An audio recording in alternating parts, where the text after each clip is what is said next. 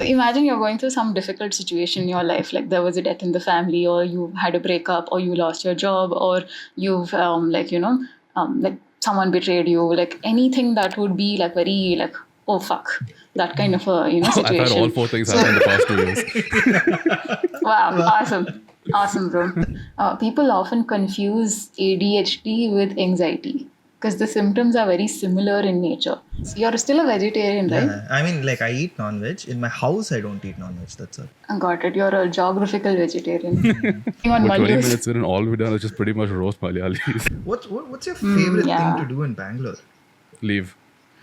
Leave. That says a lot about these mobs because there is such a high level of insecurity when it comes to their own identity, their own religion, that they feel the need to protect their religion, protect their God. And bro, what are you protecting? This is intangible. Like there's nothing to touch, nothing to break, nothing to like feel as such, right? Could we make a list of like top 5 places to eat in Bangalore? But I can understand where he's coming from as a place of insecurity and fear that, oh, my daughter might be converting to Hinduism you now. should just told him, don't worry, I'm not getting a Hindu guy home. So let's start. Yeah, go ahead, buddy. Hi, guy. Let me drink water. Don't drink. Oh, I drink.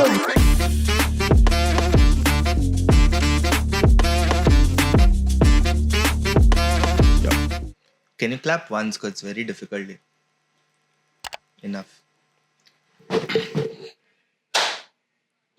My dog got up. By the way, what's your dog's name? Dollar. How do I not know about your dog, or did I just like conveniently forget about it? No, nothing. It's just 2 years old, so. That's why. Thank God. Otherwise, I was like, I don't know Sagar at all. He has some secret life.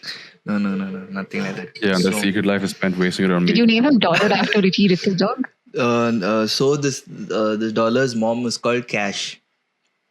Okay. Oh, wow. When we got it from her, okay, they had already named her Dollar.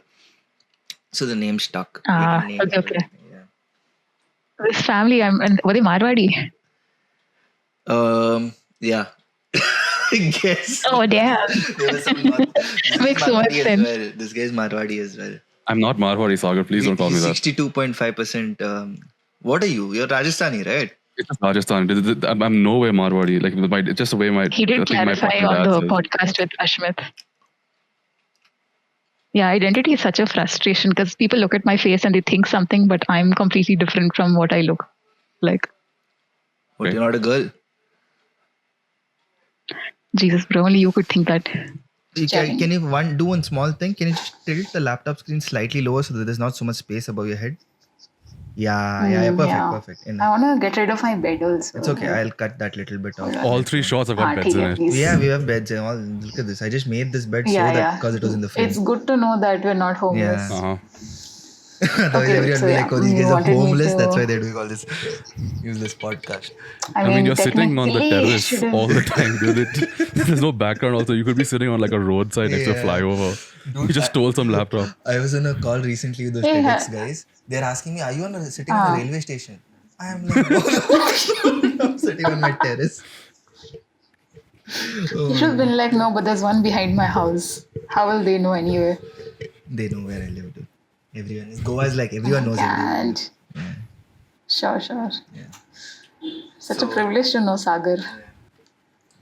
It is in a way. Here I'm like a big guy, but Sure. Yeah. Have you ever done the thing where you hand out a free copy of the Quran? Bro, why in the world would we be doing that? I don't know, like in school, I don't know if you went to some madrasa. We're not Christians handing out rice bags for converting people. Be like, take one free rice bag, one free Bible. Do you have one? I have a copy of the Quran for our own use. We don't keep one oh, thanks for visiting, take one freebie with you. You go to Kormangla, you go to Church Street, etc. They have one small stall. They might have it in mosques, okay, like in mosques or religious places and all. They might have it for people who want to come read or get one, whatever. That makes sense there. Why the world would I have one? I don't know. I'm not the propagating type. Oh, okay. Sorted. Good. Either ways, I knew. Known you for like almost 10 years and this bitch is still No, I asking don't this know. question. I don't know what happens, because so many of my friends who are like atheists have become like super religious. So many of my friends who are super religious have become atheists. Anything can happen, dude. Anything can happen. You're the only one who's left unchanged. Huh? No. I have also become one. I don't know. I become like a hippie. But yeah, I was anyways hippie, no? Hippie, you always was were, hippie, yeah. But last time I spoke to you about religion, you were like, I'm an atheist. You're like very, what do you say, inclusive, secular, and celebrate other festivals, Yeah. etc. But you're an atheist in your own Yeah. belief. And I'm just like, okay. Atheists have this thing of, kind of enforcing their atheism on other people. No, That, oh, you believe in God? Why do you I believe in don't do God? that. How did you come to this? You don't. But then you asking all these questions, do you do this? Do you do that? That itself is just like, what are you trying to establish? Nothing. I'm just curious, dude. I want to know, like, what are people feeling and why are they doing these kind of things? That's all. It's not that I Sometimes want there is no reason. Sometimes genuinely there is no reason. It's just because they've been told to do it their entire life. Now they're doing it. That's all. to. Okay. Yeah. So in my life, it's like my parents have nagged me for like almost 25, not 25 also, let's say 20 years of my life to do like, namaz, to do this, to do that, and be very religious and stuff because they are those kind of people. But I'm not. And I'm very clear about that. So no matter how much they've nagged me, I've just been like, no, I'm not going to do this shit and all. So I've done it only on my terms and conditions. Like it was Ramzan recently. So I wanted to fast because that's my choice, not because they're forcing me to, or it's like a compulsion in my religion. So it was completely my choice. So now even after Ramzan has ended, I'm praying 5 times a day because I want to, not because my parents are nagging me. They've stopped completely. This last 1 month, though, they've stopped because they saw me doing it myself. So they didn't have to say anything. And I'm very much like comfortable and in sync with why I'm doing it now because I genuinely feel like before I never felt like doing it. That was all that was. Okay, sorted. This guy is like devout Christian. Who, me? Yeah.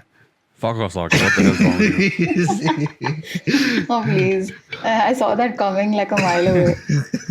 This guy, So- he But loves I do introducing have me to as like a say- huge Catholic. No. Sagar tends to do this. He'll just say some random ass shit and hype up the person in the completely wrong way. So yeah. So, but one thing I love about your name is it's so like British royalty. Sir Neville James. Oh, well, my full name is Neville Spencer James. That's even more. Wow. Yeah. I had a number there. Yeah, Neville it James sounds like Spencer you the second. belong to. The second. I'll get that, what's it called, established titles. Where you can purchase a Lord title chip. I'll become Lord Neville James. I think that's the best thing. Oh to do. yeah. I Yeah. found those damn fun, dude. That's a Yeah. really nice birthday gift. Yeah. I got it. Heads up, nice birthday gift, Sagar. Oh. No, I was thinking I'll get you something better. Like, I don't know. Something No, useful. there's nothing better than that, dude. If you Let get me me guess. Something useful, according to Sagar, will be like a dildo. That's all that he would say. if Sagar buys me a dildo, I will Not for you, dude. Why will I buy you a dildo? Where She's do you want talking to about put me it? only. You have one already, Neville. I Yeah, want. you have a dick already. That's what dildo I'd buy her, not you. Okay. Where will you put it? I don't even want to have that conversation, but yes. Okay. So this is how psychologists talk. Do you have some psychologist friends, Neville?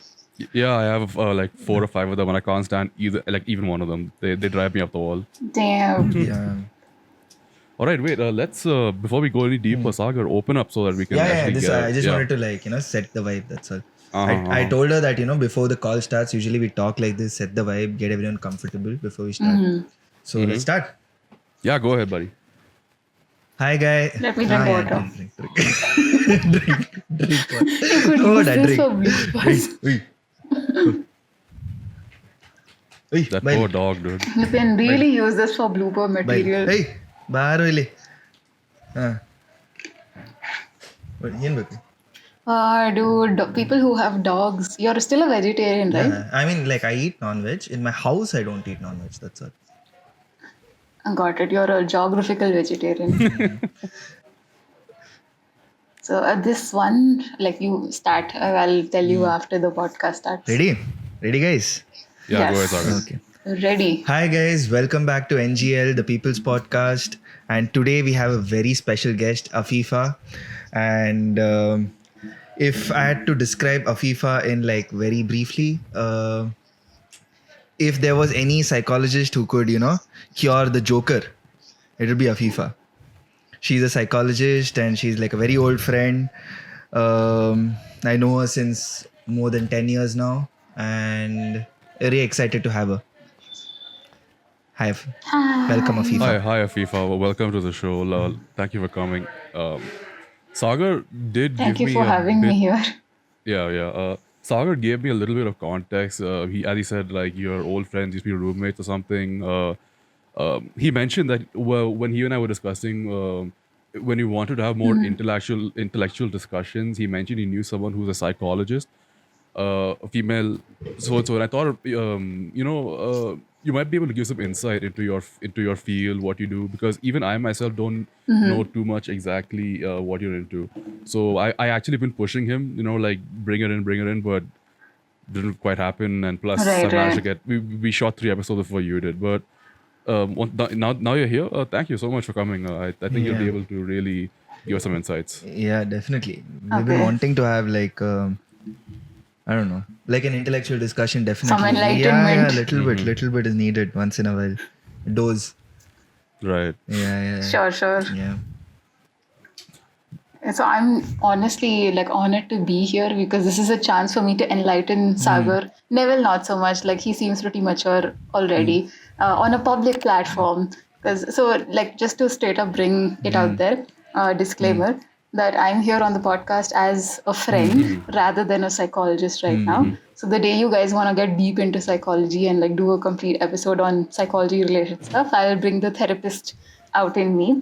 And so this is what just Afeefa looks like. If you want to see the therapist, this is what therapist Afeefa looks like. Oh wow.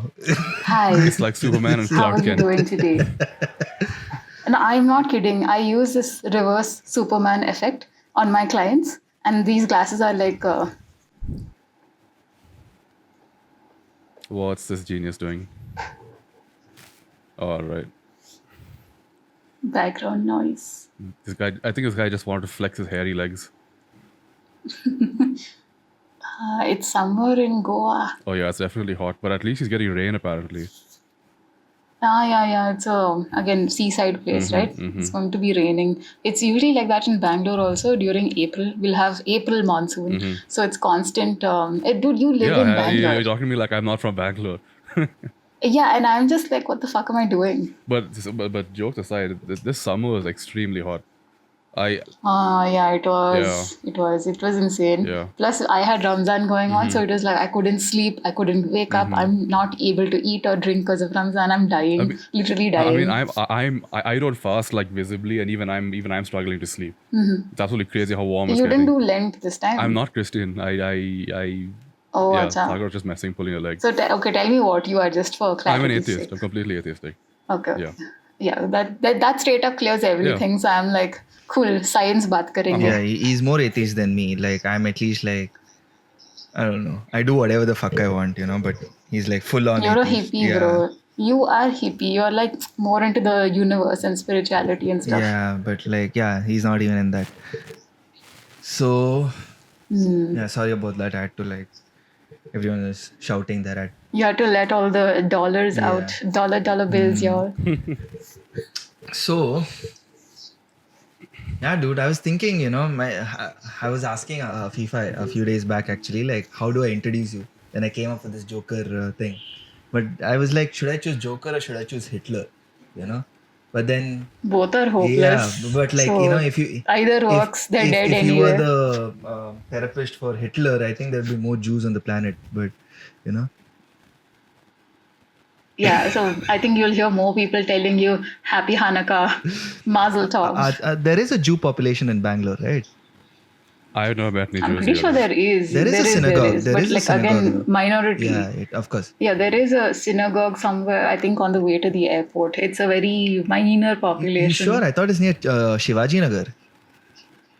Somewhere, Yeah. bro. It's there. You know that much, no? That's more than enough. They exist. I know there's a Parsi wailing wall. Every time I pass by, there is like an ittar shop on the left, and little forward you go, there's like a Parsi, that wailing wall. Always wanted to go there and check it out, but A Parsi what?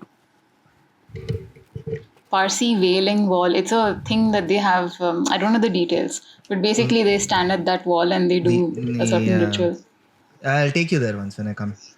One Okay. thing I like is that we all three are from Bangalore, and Bangalore by itself is like a big vibe. So this actually, yeah, I wanted to Yeah. talk a few things about Bangalore on this episode as well. Mm-hmm, Maybe make like a list of like favorite ice cream spots, etc. Because Afeefa, Oh, I'm so glad you brought yeah, that dude, up. Afeefa, like my life, no, was like this much before Afeefa like entered my life, and then first time she made me have corner house.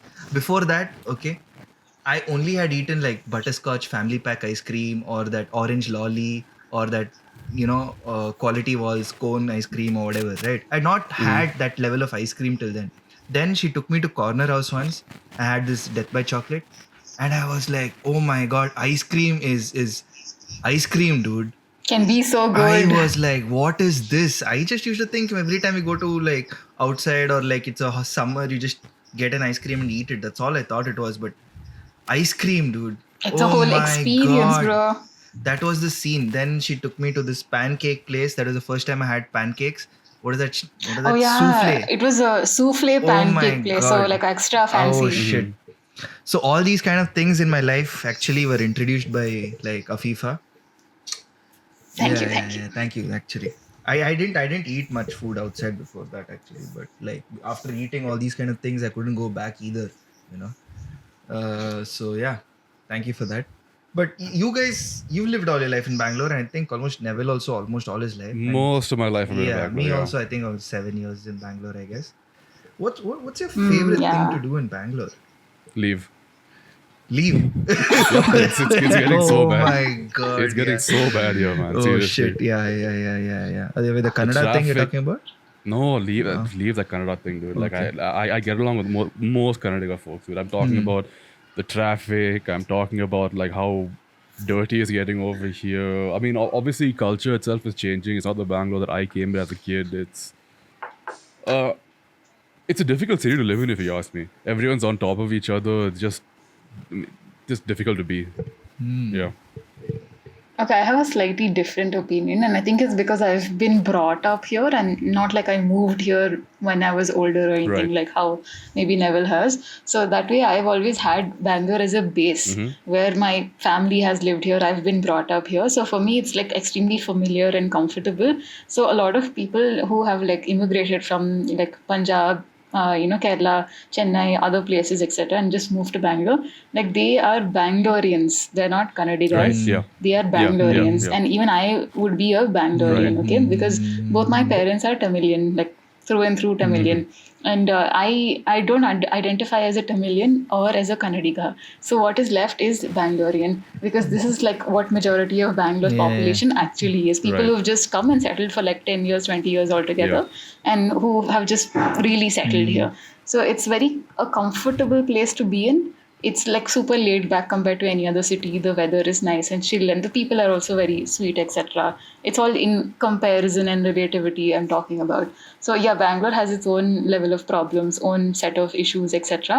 But again, it's like I'm so used to it now. For me, it's like driving 45 minutes in traffic is not even like, oh my god, I have to do this now. Mm-hmm. I'm like, yeah, we're used to it now. It's just like wearing an old shoe kind of a thing. We're so used to it that it's normal for us. Right. I mean, there's a It teaches saying. you patience also. That's one thing that I've like learned from it. True. True. I love Bangalore in a very weird way. I have like a love hate relationship with Bangalore actually. The thing is, the first time I came to Bangalore was I think around 2002 or something like that, 2003 maybe. And back then, or even a little before that, Bangalore actually used to be like a retirement destination. Really? Bangalore, Yeah, Okay. yeah, a hill yeah, yeah. station. Bangalore was like a place people would come to either retire or it would be like a Bangalore Mysore trip. They'd come to Bandipur in Bangalore and then go to like Mysore Zoo and the palace, Mysore Palace. It'd be like a 3-day trip. That was what Right. Bangalore was, the Chamundi Hills, etc., etc. Right, right. Right. But now when I see Bangalore, when I came for Christ, I was like, what is this place? It felt like, out of the movies. The metro. I came from Goa, right? So that much urban, development was not there. But when I first came to Bangalore, I guess like what, 8-9 years ago, whenever. It was like Much longer, I yeah, think. yeah, maybe 2015, 16 maybe. Right. After a long time, I came to Bangalore and I was like, wow, this is a place. It felt like the entire world is there. You know, you've got like Asians, you got Africans, you got Americans, you got Europeans, you got everyone. Especially because we were in Christ. I mean, so for Oh, us, yeah, it was yeah, like, yeah. what the fuck? This is the Christ. Like you had everything there. You had all the canteens you want. You had the food you want. Okay, you could wake up in the morning, have breakfast, lunch, dinner, everything over there. Only thing at night you had to like come out. Right. That was the only thing. Otherwise, you could. Unless you stayed in the on-campus Yeah, but they hostel, used to let those which dogs was out and shit. shitty. Yeah, they let the dogs Oh, out, yeah, right? yeah, that is there. That's true. That is a thing. I thought they simply used to say Yeah, that, but they I actually thought do they have simply. like vicious I dogs. thought they're fucking with us, dude. I thought, dude, I used to have so much fun with the Bangalore, those the Christ University, those teachers. Half of our teachers are priests. Okay, so I would say I'd come up with like the most. Their fathers. Yeah, Their fathers or fathers. whatever, right? So I would just like fuck with them so much, dude. Okay, they would wear that white, that costume of theirs. It's a robe. Yeah, robe, right? I used to think it's a frock, and I'm like, why are they wearing white frocks? People Why would can't they ask wear these kind of like questions, whatever right? formals for Yeah, teaching? people would ask these kind of questions. I'd be like, hey, they're trying to smuggle a kid in there, you know. Jeez. Or Oh my God. I'd just make all these like type jokes. Okay, or You never know. Some of them were, Yeah, and yeah. there were Yeah, charges they against were, them, they were, etc. So definitely. it's a whole big Yeah. thing. This is Sagar's brand of humor, which I think Neville has become very, very indifferent to now. Oh my god. Jesus. I mean, you know Sagar as a I mean, they friend. didn't leave I've had anybody. to Like, work with forget Sagar. Sagar. Yeah. I mean, I had to not like deal with Sagar that much. It was only the first year of college, and funnily enough, we were in different classes altogether. Like, I was doing a different course. He was in a completely different course. He was not in media journalism and all that. He was in Yeah, science. yeah, He yeah. was doing BSc in what?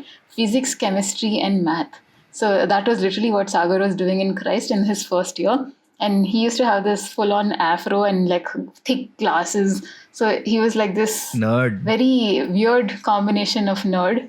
So like a Goan nerd, basically. That's all I I can was say. full nerd. So him and his group of like friends from this class, they wouldn't spare anybody, bro. They had this Muslim guy in their own His class name was- who's like pretty yeah, religious. yeah. Oh my god, Yeah. you take his case, dude. Oh my They would god. troll him so much and Oh, crack like shit. all kinds of terrorist jokes, Oh, Islam jokes, shit. whatnot. Okay, he would lose his shit, and I'm just laughing at him because for me it's like I'm used to this, bro. From school, I'm used to this, but he's just like that guy was brought up in this Muslim school or something. Okay, she wasn't, right? She was like in a convent or whatever.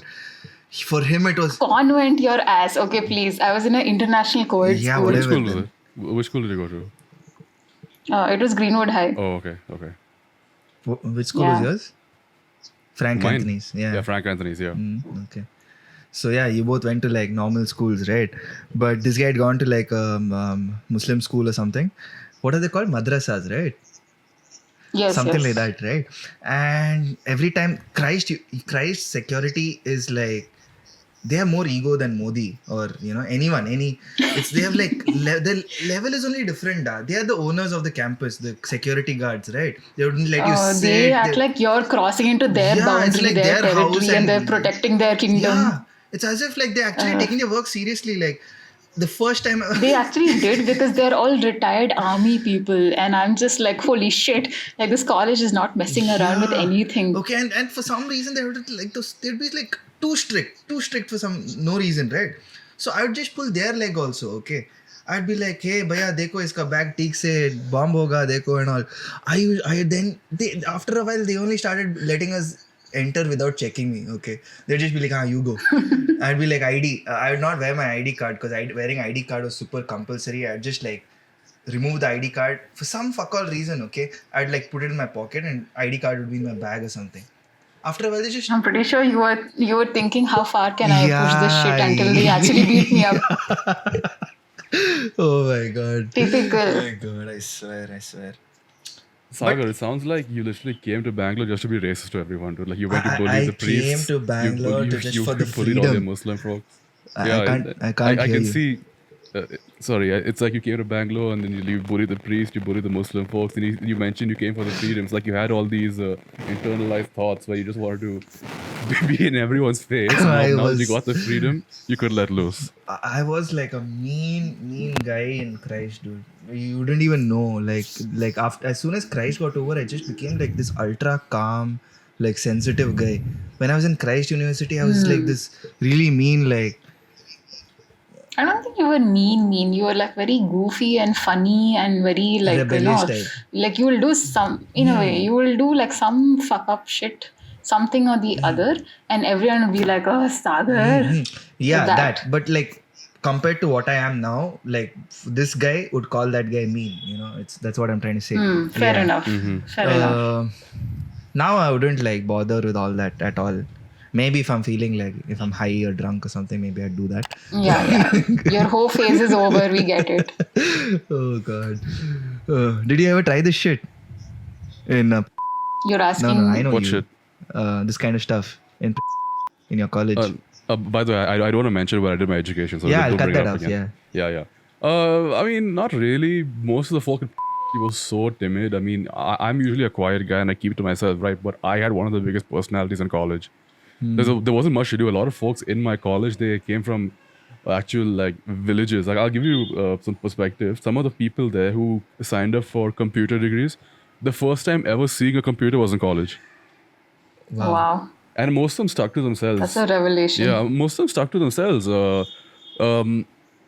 For example, I think when I was there, 90% of the population were people from Andhra Pradesh and Telangana. Now you think that they would all have a huge like Andhra, Telugu type community together, but no, that's not the case. Like in my class, there'd be like 4 guys in one corner, they're from one village. 4 guys, they're from another village. 4 guys from another village. And like none of them would talk to each other. And one thing which would throw me off, I was a CR, so I used to like see all the attendance sheets and all. In every single class, there were like 5-6 guys, all called Vamsi Krishna. Yeah, and there'll be Vamsi one- is a common name. Yeah. Yeah, 5-6 guys all called Vamsi Krishna, and then there'd be one guy called Krishna Vamsi. Rebellion. Shit. So, yeah. Dude, but Our problem in our college was that half the population was Mallu. Mallu. Dude. That's all. Oh Like my you know one God. Mallu, you know all of them. dude, I'm telling you, dude, the true test, okay, is to put them in a group, Mallu group. Okay. Then their real personality starts coming out. Like a mob. They're like a Bro, you mob. don't need to put them anywhere. They like, have this Mallu Yeah, radar on. oh my Like the first God. Mallu I see will be like, oh, Natle every, and I'm like, okay, here you go. So it's, and then when they form their group, okay, when they're sitting in the cafeteria or like in a common setting, whatever it is, they'll just be so tight knit. It's like if a non-Mallu is there, first of all, you can't understand shit because they're all talking in Malayalam and talking very loudly. So everybody knows that this is Mallu, some Mallu yeah, gang yeah. who's just like chit-chatting. And on top of that, if you're there, you're royally ignored, like you don't even exist, Yeah. okay? You need to know basic, like at least Tamil to be part of that group because they understand Tamil. It's like if you don't know Malayalam, next best option is Tamil.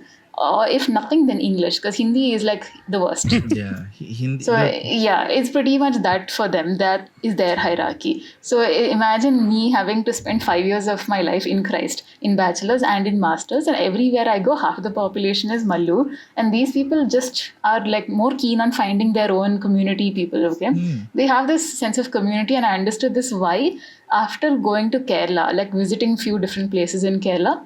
And there I saw that, Kerala is a fucking jungle. So for people living there, it's like survival of the fittest. They have to rely on each other. They have to depend on each other for resources, no matter whether they like each other or not, whatever it is. It's like a necessity to survive and thrive and etc. So that is why even when they're out of Kerala, they still have that survival energy. So they're like, oh, you, like, oh, us together. So it's like them against the world kind of a feeling. And I'm like, my God, this is what's been happening the whole time. Dude, So this is my observation. I don't know. They fight amongst themselves there. They come here and pair up, I feel. They fight everywhere, Yeah, that's man. all. But that's one thing I've Oh, seen. fuck. They fight, they do drama, they do anything. They are still sticking together at the end of the Yeah, I day. think They don't have this he thing. can't understand what we're talking about because he's not gone to Christ. But I think any non-Mallu person who's I've gone to been to Christ will Christ, hate buddy. I mean, Mallus. I've not studied in Christ, but I've like I know the type of culture in, like in these types of schools and Oh, colleges. yeah. See, That's why but you can't. but the reason I can't relate, okay, is because I don't know about you two. I get along with Malayalis pretty decently. I don't think any Mallu that I know I have ever fought with. They're pretty friendly with me. I have, maybe they think I'm Malayali, but I don't know. Oh, bro, please. Okay, I have you beat over there because any person who sees me, whether they're Mallu or not, they look at my face and they think two things: either that I'm from Delhi or I'm a Malayali. And I don't know what in the world makes them think that. It's like even without me talking to you, you've just assumed based on my Gora Chitta face and maybe my big ass that I'm a Mallu or a Delhiite. Dude, it's the Okay. eyes. What So ass? I'm just like, It's the eyes. You have got the it's Mallu both. It's eyes. both. Yeah, It's yeah. both. It's both. I have been told, Yeah. okay, it's by like proper Mallu people that it's both. And these people just assume. And I'm just like, I am neither of this. And when I tell them that I'm like, this is my background, my parents are Tamil and whatever, and they're like, oh, you know Tamil and all, and you know Kannada and all. And I'm just like, I don't know either. I'm not fluent at all. I don't know jack shit. I can speak basic, like to just get by. But I speak Urdu at home. I'm only fluent in three languages: English, Hindi, and Urdu. So the rest is like a little beyond me, okay? Don't have so many high expectations from me. So I have also gotten along really well with like Mallu groups and everything. They're very friendly, very helpful, all of that. I agree. At the end of the day, it's like I will be okay with chilling with them, hanging out with them, but not like wanting to be best friends or like buddy buddy with them. That I'm very, very clear about. Yeah. Do you have We're any 20 buddy minutes Look at in. buddy? us, just shitting on We're 20 Mallus. minutes in, and all we've done is just pretty much roast Malayalis. Do Exactly. you think we should like change the Shit, topic? Yeah, well, I said and all, dude. I compared to them and shit, so I'll have to Bro, cut that part be off. careful what you're saying, man. You only have to sit and edit and Yeah, it's censor okay. all Yeah, these it's words. okay. Yeah. Right. Sagar really wants this, okay? He I needed needs that, this. yeah. He's just I like, feel let so much me lighter. shit out everything that's in my head so that I can sit and edit later. I need this like moksha for I himself. felt so much lighter after that rant. Shit. I. But you're holding in all that negativity to find let it out. Like you have so much hate. Dude, it's still not. It's just like 1% you saw, dude. Oh, I'm sure, dude. I remember what's it called? When you drink, you go on rants, bro. Seriously. Yeah. On your terrace, you don't. Once you start, you I've don't actually stop. never seen that yet. So at that time, I was a very like just going to be a passive smoker in the room. These people would hotbox the room. I'll just sit there passively and be like, do whatever you want to do. But I've never seen you high on alcohol. Only high on like weed in those few years. Yeah. Weed high, I think Sagar is like very like calm and quiet and mellow. And I don't know what alcohol high Sagar looks like. I laugh. I keep laughing. I think. Yeah. Yeah. My God. I keep acting lame, Joe. Your gay ass laugh. I don't want to hear it. One thing about Sagar, which is unique to him, he somehow just gets high randomly. Have you experienced that with him? No, not that. Yeah. There are certain moments where he's just super excited and high on something, and I'm just like, calm down, bro. Oh, it used to happen back then as well. Yeah, Oh. definitely. I thought it's a I'll tell recent you- thing. I mean, Sagar, you've been like this as long as I've It's known you you. as well, buddy. But I'll tell you how my Yeah. experience with this goes with Sagar. Okay, like for example, we'll be working, we're sitting next to each other. Okay, like literally physically next to each other, and then I look to the left and this guy is just smiling. Like he's staring into nothing and he's smiling. And then he looks at me with Trust that me, smile. that used to happen a lot. He looks at me used with to, a used to smile and then happen he's like, hey, almost listen, bro, all I'm the high. time. Yeah, but sober. my Okay, I'm God. sober as fuck. Okay, but suddenly something happens and I'm feeling high and drunk. Like I can't move. That drunk. It's like if I stand, I'll fall. Okay, and I'm sober AF. I don't know what happens to me, dude. So I've seen this happen, not just to you, but like you and together. Okay, together, just zoning off, staring into space and thinking about God knows what. And like you're just getting high and happy on that. And both of you kind of like what? Set off each other's energy to another level. Okay, and I'm just like, what's wrong with these two? Are they high right now? And turns out you're not. But you can never tell because you guys were high almost all the Oh time. my god, that's one thing. But like, yeah, why do you think, like, psychologically speaking, that happens? Because why do you think, like, people like me at least, why do you think I end up getting high like this when I'm sober, when I've not smoked up in like maybe like a year Um, or more? I've not had alcohol also maybe in a few months, but I'll do something with a lot of concentration, or I'll just be sitting and I'll get really high, like drunk high. I think with you, I think you had mentioned when we first initially met that you had ADD or ADHD, but you never got diagnosed. So can't say about your case. If it's not like a issue, learning disability or like a developmental thing, then I would say it's just because you have a tendency to daydream. That's all. I That's don't it. think it's that. I don't think it's that. I have a Yeah. theory about Sagar. I have a theory about Sagar. Oh, I what's it? think this guy, Oh, tell me, I tell think me. Sagar is so dopamine, what's it called? Like he has so little dopamine that eventually when he gets a small dopamine hit, it sends him into euphoria. That makes more That is sense. a That possibility. makes more sense. I don't believe Sagar has ADD or ADHD. I mean, like, I believe I have it, like, undiagnosed, like, nothing official. But Sagar, he can at least hold his focus if he needs to. Okay, this is something that you may or may not know about yourself, but this is something I've observed. Like since Sagar has told me about you, and I've spoken a little bit to you, etc. Based on my observations, people often confuse ADHD with anxiety because the symptoms are very similar in nature. The presentation of the symptoms is very similar. So when he told me about you that you're particular about stuff and should be a certain way, and I'm like, oh, even I'm like that. So what I understood is what you have is something called a anancastic personality. It's like a range of like it's a spectrum where all the OCD-ish people fall into. So OCD, like in this sense, not to do with cleaning and like No, I know, compulsive stuff. I know exactly what you're talking about. I've heard this many times. Yeah, yeah, exactly. So it's more to do with perfectionism. Right. And yeah, so he is like, yeah, you guys are my audience, you fuckers. And I'm like, sure, bro, just make money off of us. What you mentioned is I've heard from every single person I know who has done psychology. Every single one. Then have you accepted it yet, or are you just like in denial No, right I'm now? perfectly fine with it. It makes no difference to me. I just don't want to get diagnosed. Like, again, it will make no difference. People have told me that I definitely have ADHD. I am definitely extremely a lot of anxiety. I've been told that I have obsessive traits, and I've also been told I'm autistic, which I do believe. Like these people Okay.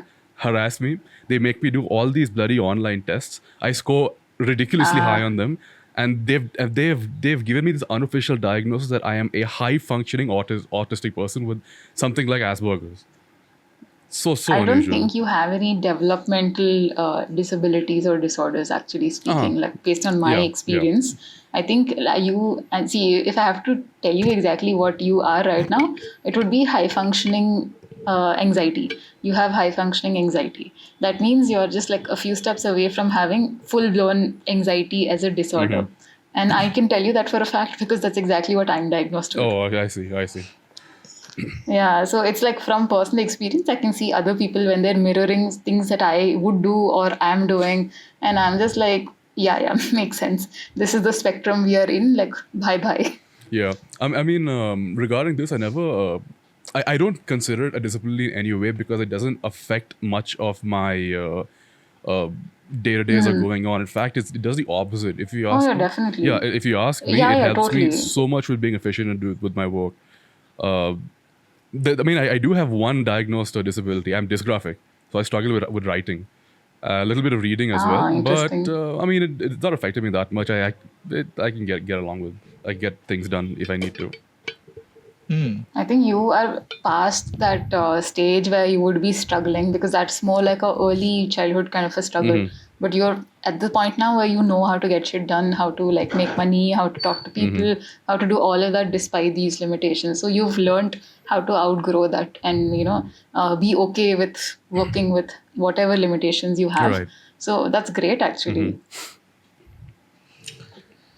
Dude, I have a question. What's the difference between psychology and psychiatry? A psychologist and a psychiatrist? What's the difference? Well, this a very basic and important difference is in India at least, a psychiatrist is a doctor. They prescribe medications, And a psychologist is like a counselor. They talk to you. They do talk therapy. They help you resolve your emotional issues.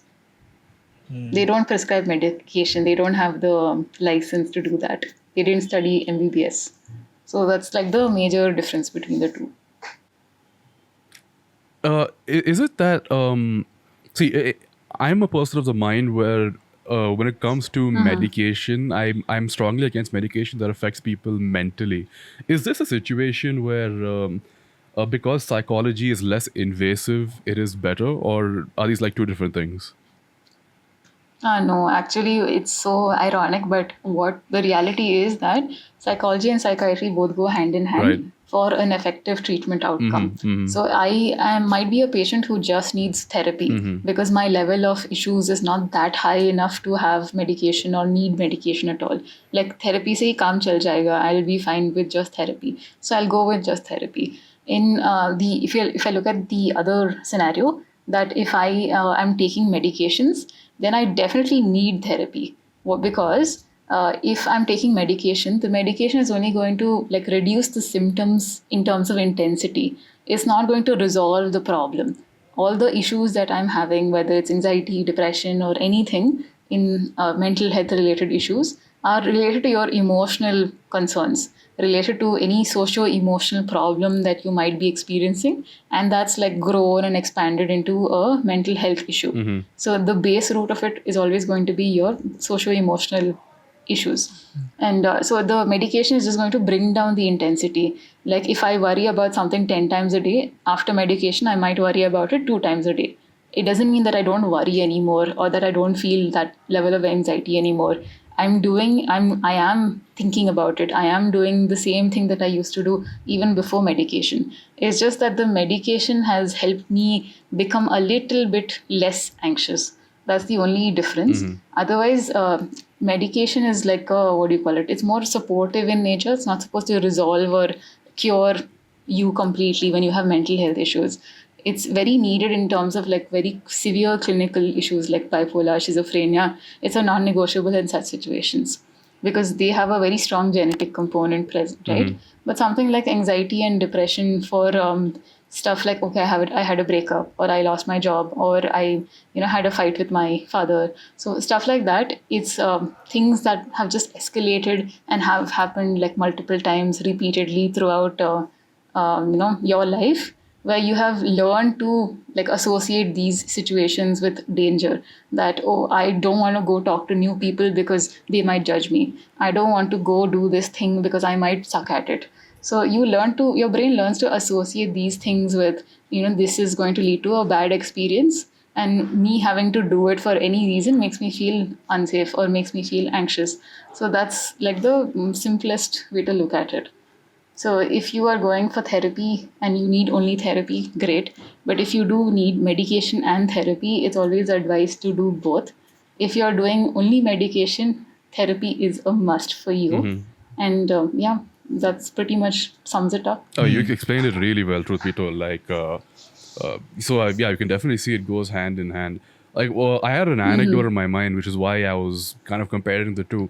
One thing which I've seen, there are studies that indicate that depression and depressive traits are on the rise, especially in today's age, and with, let's say, Gen Z, maybe even Generation Alpha to an extent. But from what I've seen, a lot of folk usually can overcome this if they are given the right type of counseling and therapy. But at the same time, I also hear so much about medicated treatment for depression, etc. And then a lot of folks say that at the end of the day, it's just chemical imbalances in the brain, you name it. So that's why I'd asked the question. I wanted your opinion on this because in that example, as I said, if counseling is all it needs, should one be looked over the other? But after you explain it, I think I understand. I think it's that everyone's case is different depending on what's prescribed to you. I think you Exactly. require different treatment, etc. It's definitely a subjective journey. So don't like compare yourself to your friends or to like celebrities and stuff, because their circumstances, their life are not the same as yours, and they never will be. Right. Right. So in the question that you asked about the rise of depression and so on, I'm glad you brought that up actually. So according to recent studies by the World Health Organization, the average age for onset of depression, like the typical age when a person would experience depression and be diagnosed, is like 40 plus. Okay. But this is what it used to be like 5 years back, 10 years back. So currently the age is now 20 plus. Okay. So there's a huge shift. Yeah. So from like a 20-year shift has happened in the age group. So now people who are in their 20s are going to start experiencing depression, rather like it's a much early onset, right? So that is a very alarming thing, because you wouldn't expect somebody who's much younger to have that level of emotional disturbances. But it is happening now. And there are a lot of factors that come into the picture here because of society, economics, world politics, and so on. So the second thing that you said about medication for depression. So some like majority of cases that I have seen, people who are experiencing depression, if it's dependent on the kind of cause behind it, like the origin of the depression. Right. Like for example, imagine that you had a breakup with your girlfriend or your boyfriend. Pretty easy to do. So He just had one. Exactly. So, Yeah, it's been good, almost good. 2 years, buddy. Yeah. okay, so imagine you're going through some difficult situation in your life, like there was a death in the family, or you had a breakup, or you lost your job, or you've like someone betrayed you, like anything that would be like very like, oh fuck, that kind of a situation. I've had all 4 things happen in the past 2 years. Wow, awesome, bro. Nice argument, Senator. Why don't We you got back flex. up? So Yeah, sorry, you carry on, can carry on. see So that. we got a patient here for you So, later. Yeah, sorry to interrupt So you. you can Yeah. see that. No problem. So I'm glad you share that. I'm like, nice. You're the pro here. So now if I look at you and I'm like talking to you, I cannot tell that, oh, Neville is depressed. I cannot even feel that you are in that headspace at all. And so now what's the difference between you and somebody else who would have gone through all of this and just ended up, experiencing depression, experiencing anxiety or like grief and so on? The difference is the way that a person copes with these situations, what your approach is, what your support system is, like what coping skills or tools you have to deal with these kind of things. So if your way of coping is very effective, then clearly you will get out of it yourself. You'll be able to make peace with it. You will be able to resolve your own emotions and come to terms with the situation. Be like, yeah, fuck it, and I'm fine, and you move on. You're not ignoring the problem. You're not like suppressing your emotions. You're not like in denial that oh, it doesn't matter, it's okay. You're not doing like all that typical bullshit that people do, stuff like oh, you're sad, don't be sad. You're not doing that. Yeah. But at the same time, somebody who is going through the same thing, like a lot of the clients that we get come up with relationship issues. I had a fight with my boyfriend, I had a breakup, my partner is so toxic. It's all a lot of like interpersonal relationship issues, right? So all of these people are having these issues because there's something clearly lacking in their communication skills or their interpersonal skills or their boundary setting skills. And it's understandable why they're this way, because clearly nobody taught us this. Neither in school, nor our parents, nor society. Like nobody has sat down and like spoken to you, ki, this is what boundary setting is. This is when you should say no to your parents. This is when you should say no to your friends. Nobody has told us this. We've had to learn the hard way. Right. So the people who are going through these difficulties now, like depression and mental health issues, they're learning all of these things the hard way now for themselves, basically. So now when I look at people who are on medication for like maybe 10 years, 15 years for just depression, anxiety, these are people who are extremely genetically prone to these illnesses. So it's not just bipolar, schizophrenia, and like those kind of clinical disorder, but even just anxiety and depression can have very clinical forms, like clinical anxiety, clinical depression. It means that they've had it for a very long time, like 10 years, 15 years, and they've been on medication as well.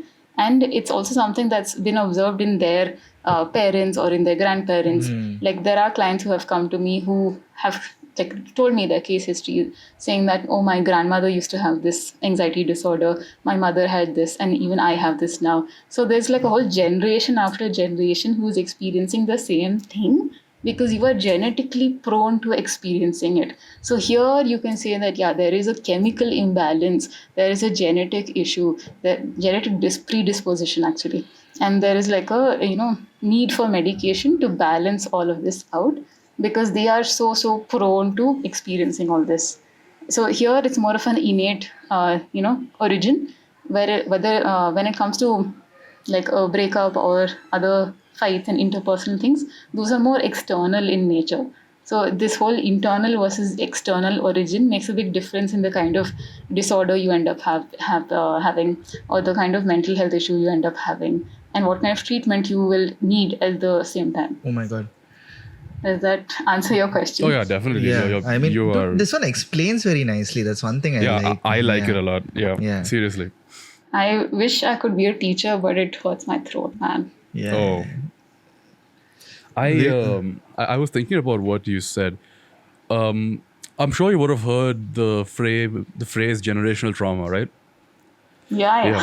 So with the situation you just described, I was thinking to myself, imagine we have a household where everyone is genetically disposed to a certain condition and it's manifested in them. Like they have the symptoms of it. They are, let's say they're all in that case. Now imagine like new kids in the family. The kids also genetically disposed to it, but because they're young, it's not manifested in them yet. Do you think that if they're being brought up by individuals who have those traits, those traits can inculcate in the kid and cause the symptoms or the condition to what's the word? Come out earlier? Manifest. Is that possible? Yeah, it is actually. So it's a typical case of nature versus nurture, where you're trying to determine if the social environment is responsible or their biological makeup is responsible for what they are diagnosed with, right? So in like there have been situations like this worldwide where entire families are experiencing dementia. Entire families are experiencing dissociation, and it's like one person in the family is triggered, and then it happens like a domino effect that the other members also get triggered and they also start dissociating, or they also start having dementia. So in some cases, like take social anxiety for example. So if you've grown up in an environment where you have seen your parents being very socially anxious, like they avoid social situations, they're very uncomfortable with talking to people, you can see how nervous they are. So this is something that they are exposed to at a very early age. So they kind of learn by observation. Observational learning happens. So they learn it and they pick it up as, oh, this is how I should talk, how I should behave. And for a very big part of their primary years, they are exposed to this as the norm, right? So it's only when they go to school that they understand that, oh, it's only my parents or my family who behaves like this. My other friends, their parents and all people outside this house don't do that. So they somewhere start understanding that this is normal, this is not normal. And because society tells you that bifurcation, you start creating that label yourself that this is normal, this is not normal. And that tends to bring up a lot of internal conflicts for children in such families, because for you now, you are in this place where you know ki this is what is socially acceptable by society, this is not okay, but you are also somebody who belongs to this family. So even if you don't have social anxiety to that level, you're still being looked at in the same way. So it's pretty unfair. Yeah. One extreme case I can think of is, have you heard of this Burari murder case? I've seen Tell me the the trailer. details. Tell me the details. I might have heard of it. So it's basically a family in Delhi who ended up committing, like killing themselves by suicide. It was ritualistic, right? The politically correct. It was ritualistic. I know the case. So, I know the case. Yeah. So it was a very. Can you see how absurd it is? The level of absurdity is like in all three generations: the old people, the parents, and the children as well. So the age is not a factor here at all. Right. It's just the person you are exposed to or the proximity of your environment. So this makes like it's a very scary thing at times.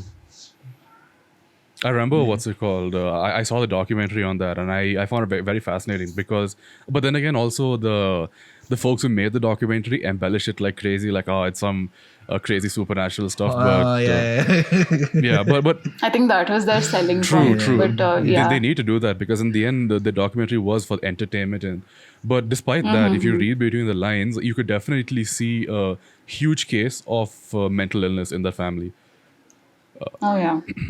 So since you spoke about like how there was like the supernatural part of it in the documentary, it reminded me of like these cults that exist all over the world. Like the Ku Klux Klan is there, and there is this one in Japan used to be there called the Aum Shinrikyo Yeah, clan. yeah. So these are all different cults, Yeah. right? And these are like huge groups of people who have voluntarily joined this cult and choose to be part of all this ritualistic stuff. So the level of brainwashing that's happening can easily tell you that these are people who are easily prone to being influenced by such charming personalities or like public Extremely figures, charismatic. etc. Yeah. Yeah, very much so.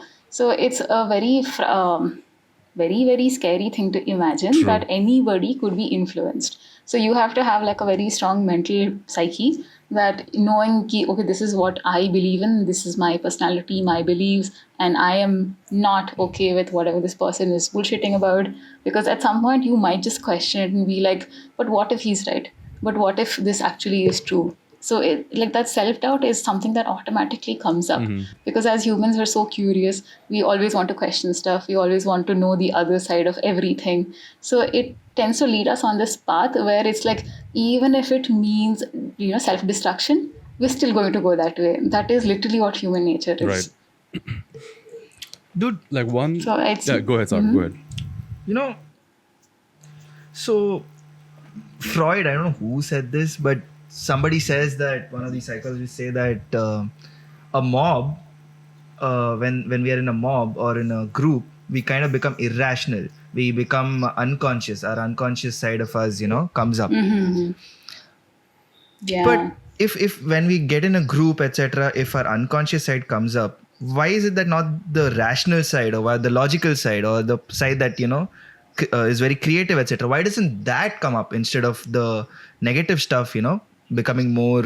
Okay. So now the simplest way to explain this is imagine the kind of group you've been part of in your college life. Okay, like there is a group of friends, like 4-5 people maybe. So in that group of 4-5 people also, it's a very small group, and yes, everyone has their own individual say in what happens, how we do things, what activities we do, right? Yeah. And now even then in the group there will be like 1 or 2 people who always have like the most influence on the group, who have like the last say in the group, and who are like quote unquote the leader of the group without even the other people knowing or realizing. Yeah. So it's like the other members of the group don't even want to protest it because they're like, yeah, this dude is right. This dude is like, guiding us on the right path, or like they're very chill or they're very cool. It could be anybody who has like a dynamic enough, charismatic enough personality or like a leadership personality who can be like more proactive and who can be the shepherd to these lost sheep, frankly. So in a group, what happens is your personal individual identity takes a little bit of a backseat because you want to be a part of that group. So if you are doing things that the entire group is in favor of, then there are higher chances of you fitting into that group. This is like something, if you look at it from an evolutionary perspective, then if you want to be a part of the tribe, then you have to follow what the rules of the tribe are, what the head of the tribe says. Otherwise, you'll be kicked out and like left to die. So in social scenarios, it means that like in the 21st century, what that looks like is if the group doesn't like you, you are automatically going to be the bitch of the group, where people talk behind your back. They'll like leave you out of like group plans that they make. They'll just go behind your back and like not tell you stuff, and they'll keep you in the dark maybe. So a lot of things can happen because they don't outright want to even tell you that we don't like you, like please leave our group, because they don't want to be seen as the bad people. But this is something that a lot of people do end up experiencing. And in my personal life experiences, I've never ever been able to fit into any group. And because you asked this question, the only reason is because my sense of individual identity is so strong that I don't fit in everywhere or anywhere easily. I'm meant to stand out, is the only logical conclusion I can come to. But like, it feels like mobs are kind of mobilized for, political agenda, etc. Because it feels like the way you're saying, okay, uh, that individual who has that leadership kind of a trait, okay, becomes the person who decides for the rest of them, right? Decides what the Yeah, pretty much. I can understand if the people are saying, if the person who's deciding is saying good things like, okay, let's go on a trip, or let's go on, maybe they don't get to choose where they want to go on a trip. Maybe they'll be like, that person, the leader will be like, okay, we should all go to Goa, right? So but this guy wants to go to like Ooty or something. He says no, okay, because they've all said, the group has said we want to go to Goa, we'll go to Goa. I can understand it to that Majority extent, wins. but this mob ruled kind of a democracy that we're having right now, where we are literally ready to lynch people, we're ready to like kill, have riots, and etc. How does it go there? How does it go? That is what I don't get. How does this hate come out? I get I it. have an Okay. opinion on this. Yeah, tell me. So I'll give you an example. There was a cult leader in, I think, the 80s. His name was Jim Jones. It's a very famous case. He founded his own town called Jonestown. Like he literally he scammed a lot of people.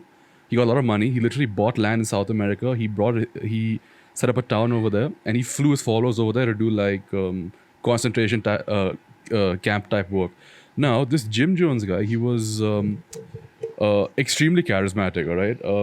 If I remember correctly, he was a pastor of some subdivision of Protestantism, and then he didn't like it, so he formed his own thing that became the cult. Now, initially, he was extremely friendly, talkative, like general nice guy type vibes, and he got his own parish, his following, etc. But as it grew, he was indirectly been given more and more power. It was kind of like a snowball effect. More people looked up to him, and even those people were like, this is like the next messiah, you name it. It got to the point where like FBI, CIA got involved. They were like, we need to go rescue our people over there. Like they had guns in that South American compound, you name it. And it got to the point that when they eventually were going to conduct a raid, people were so enamored by him that he knew that he was a fraud. He knew that he was going to get in trouble. And he didn't want anything incriminating against him, and he didn't want any of the people there to be captured. He convinced all the people there, who even had children over there, to consume poisoned like Kool-Aid or something. And Yeah, I remember. yeah, it's a this. crazy story. And it was a form of cyanide. I think it's arsenic or cyanide. It's one of the poisons that if you take it, it's going to be a bad death. So he told like the parents that, listen, the kids got to go first. All the parents being so blind, they all scooped up the cups of the poison, they gave it to the kids. And can you imagine being a parent, like holding your kid and the kid's like having seizures and like dying from poisoning in front of you, but you are so brainwashed, you're just telling the kid, oh, don't worry, you'll go to heaven, you'll go to, you name it. And then the parents also, eventually they took it as well, they drank it, and they also died. And the people who refused, they were lynched, they were beaten up, they were shot. Eventually, when the what's it called, the CIA and the FBI came in, they just saw dead bodies everywhere. It was one of the most famous massacres, like cult type in history. So coming back to the point, like Pretty brutal. yeah. So coming back to What that the fuck? point, right? It's what's it called? It's a snowball effect. Once that little bit amount of power is there, as it grows, your influence over them will also grow, and then power corrupts, right? You want to become like some sort of leader, do This whatever you reminds want. me of Fight Club. Yeah, yeah. Yeah, but Fight Club was like good shit, dude.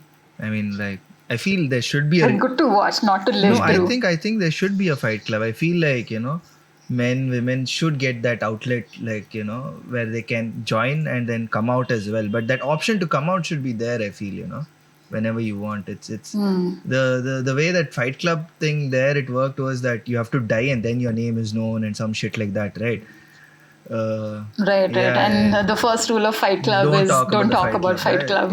Yeah. Yeah, This maybe. whole thing of keeping it a secret and that inclusivity or sorry exclusivity and like only selected members, chosen members are like allowed to be part of this exclusive club makes this whole scarcity effect come into play, where they think that oh, because this is such a rare opportunity or this is such a rare resource, it must have more value. This is like a basic thing that we end up associating scarcity with more value.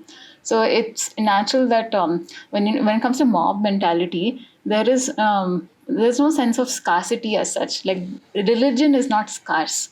Religion is something that's like free, right? It's intangible. It's not a resource as such. But now, since you talked about mobilization of all these mobs, and in different scenarios, if you look at the context is what is driving the mob mentality, driving the mobilization in the first place. Because things like history, religion, politics are so deeply intertwined and also form such an integral part of our belief system that it would be like almost questioning somebody else's existence. Like if I said that like if I believe in God, and if you told me that God doesn't exist, that's bullshit, it would be like my entire existence is coming into question now. Mm-hmm. And that's a very shaky place to be in Mm-hmm. if I'm not that mature or not that like sensible or exposed to the world enough to know that okay, I don't have to listen to this crap, I can have my own opinion. The first thing I would do is like pick up a fight with you, beat the shit out of you. And that says a lot about these mobs because there is such a high level of insecurity when it comes to their own identity, their own religion, that they feel the need to protect their religion, protect their God. And bro, what are you protecting? This is intangible. Like there's nothing to touch, nothing to break, nothing to like feel as such, right? So this is something that's an abstract concept, but for them it's like a whole other game happening altogether, and they're escalating to it to the point where it's like their survival depends on it. That's why there is so much of rage, so much of aggression and hate that comes out, because it's seen as literally a personal attack on me, my religion, my community. So this automatic need to defend comes up. Mm-hmm. But you can trigger this by creating like an antagonist. For example, like I feel, okay, I don't know if this is really happening, or I feel that in Bangalore, ironically, okay, the Bangalore Kannada is the worst. Okay. But for some reason, this Kannada Matadu thing, right, which is happening, Yeah. if you don't speak Kannada, get out kind of a thing, is happening in Bangalore, right? And it's a mob thing, I feel, okay, and I feel that there's like antagonist created, which is like these people don't speak Kannada, they're the thing, they're the villains, and then you Right. kind of polarize this kind of a community, that there are some people who are like, hey, we don't need to speak Kannada, we live here, we have invested money here, we our family lives here, Right. okay, we don't have to speak Kannada. But then this other side which is like, oh no, you speak Kannada, right? But then again, you actually step out of Bangalore and you see that Kannada is not the only language of Karnataka. There's Tulu. Yeah, that is There is true. Tulu. There's this Kodava. There's the Banjaras. The Siddhis, etc. There's so many languages actually, but I feel that There's there's a Kurgi. that's Kodava, right? Yeah. But Kannada is the majority, right? So the government is like, hey, you know Right. what? This is the vote bank that we need to tap into. So let's create this antagonist that, oh, these people don't speak Kannada, and let's create that sentiment and that mob, because they have nothing else to talk about. They can't talk about development. They can't talk about environmental changes. They can't talk about all these important things. So they're like, you know what? Let's create this. They have this sentiment to tap into, and they will bring it out. But the question which I wanted to get at is, how can we, since you're a psychologist, how can we as a community not fall into that? Because I always felt like prevention is better than cure.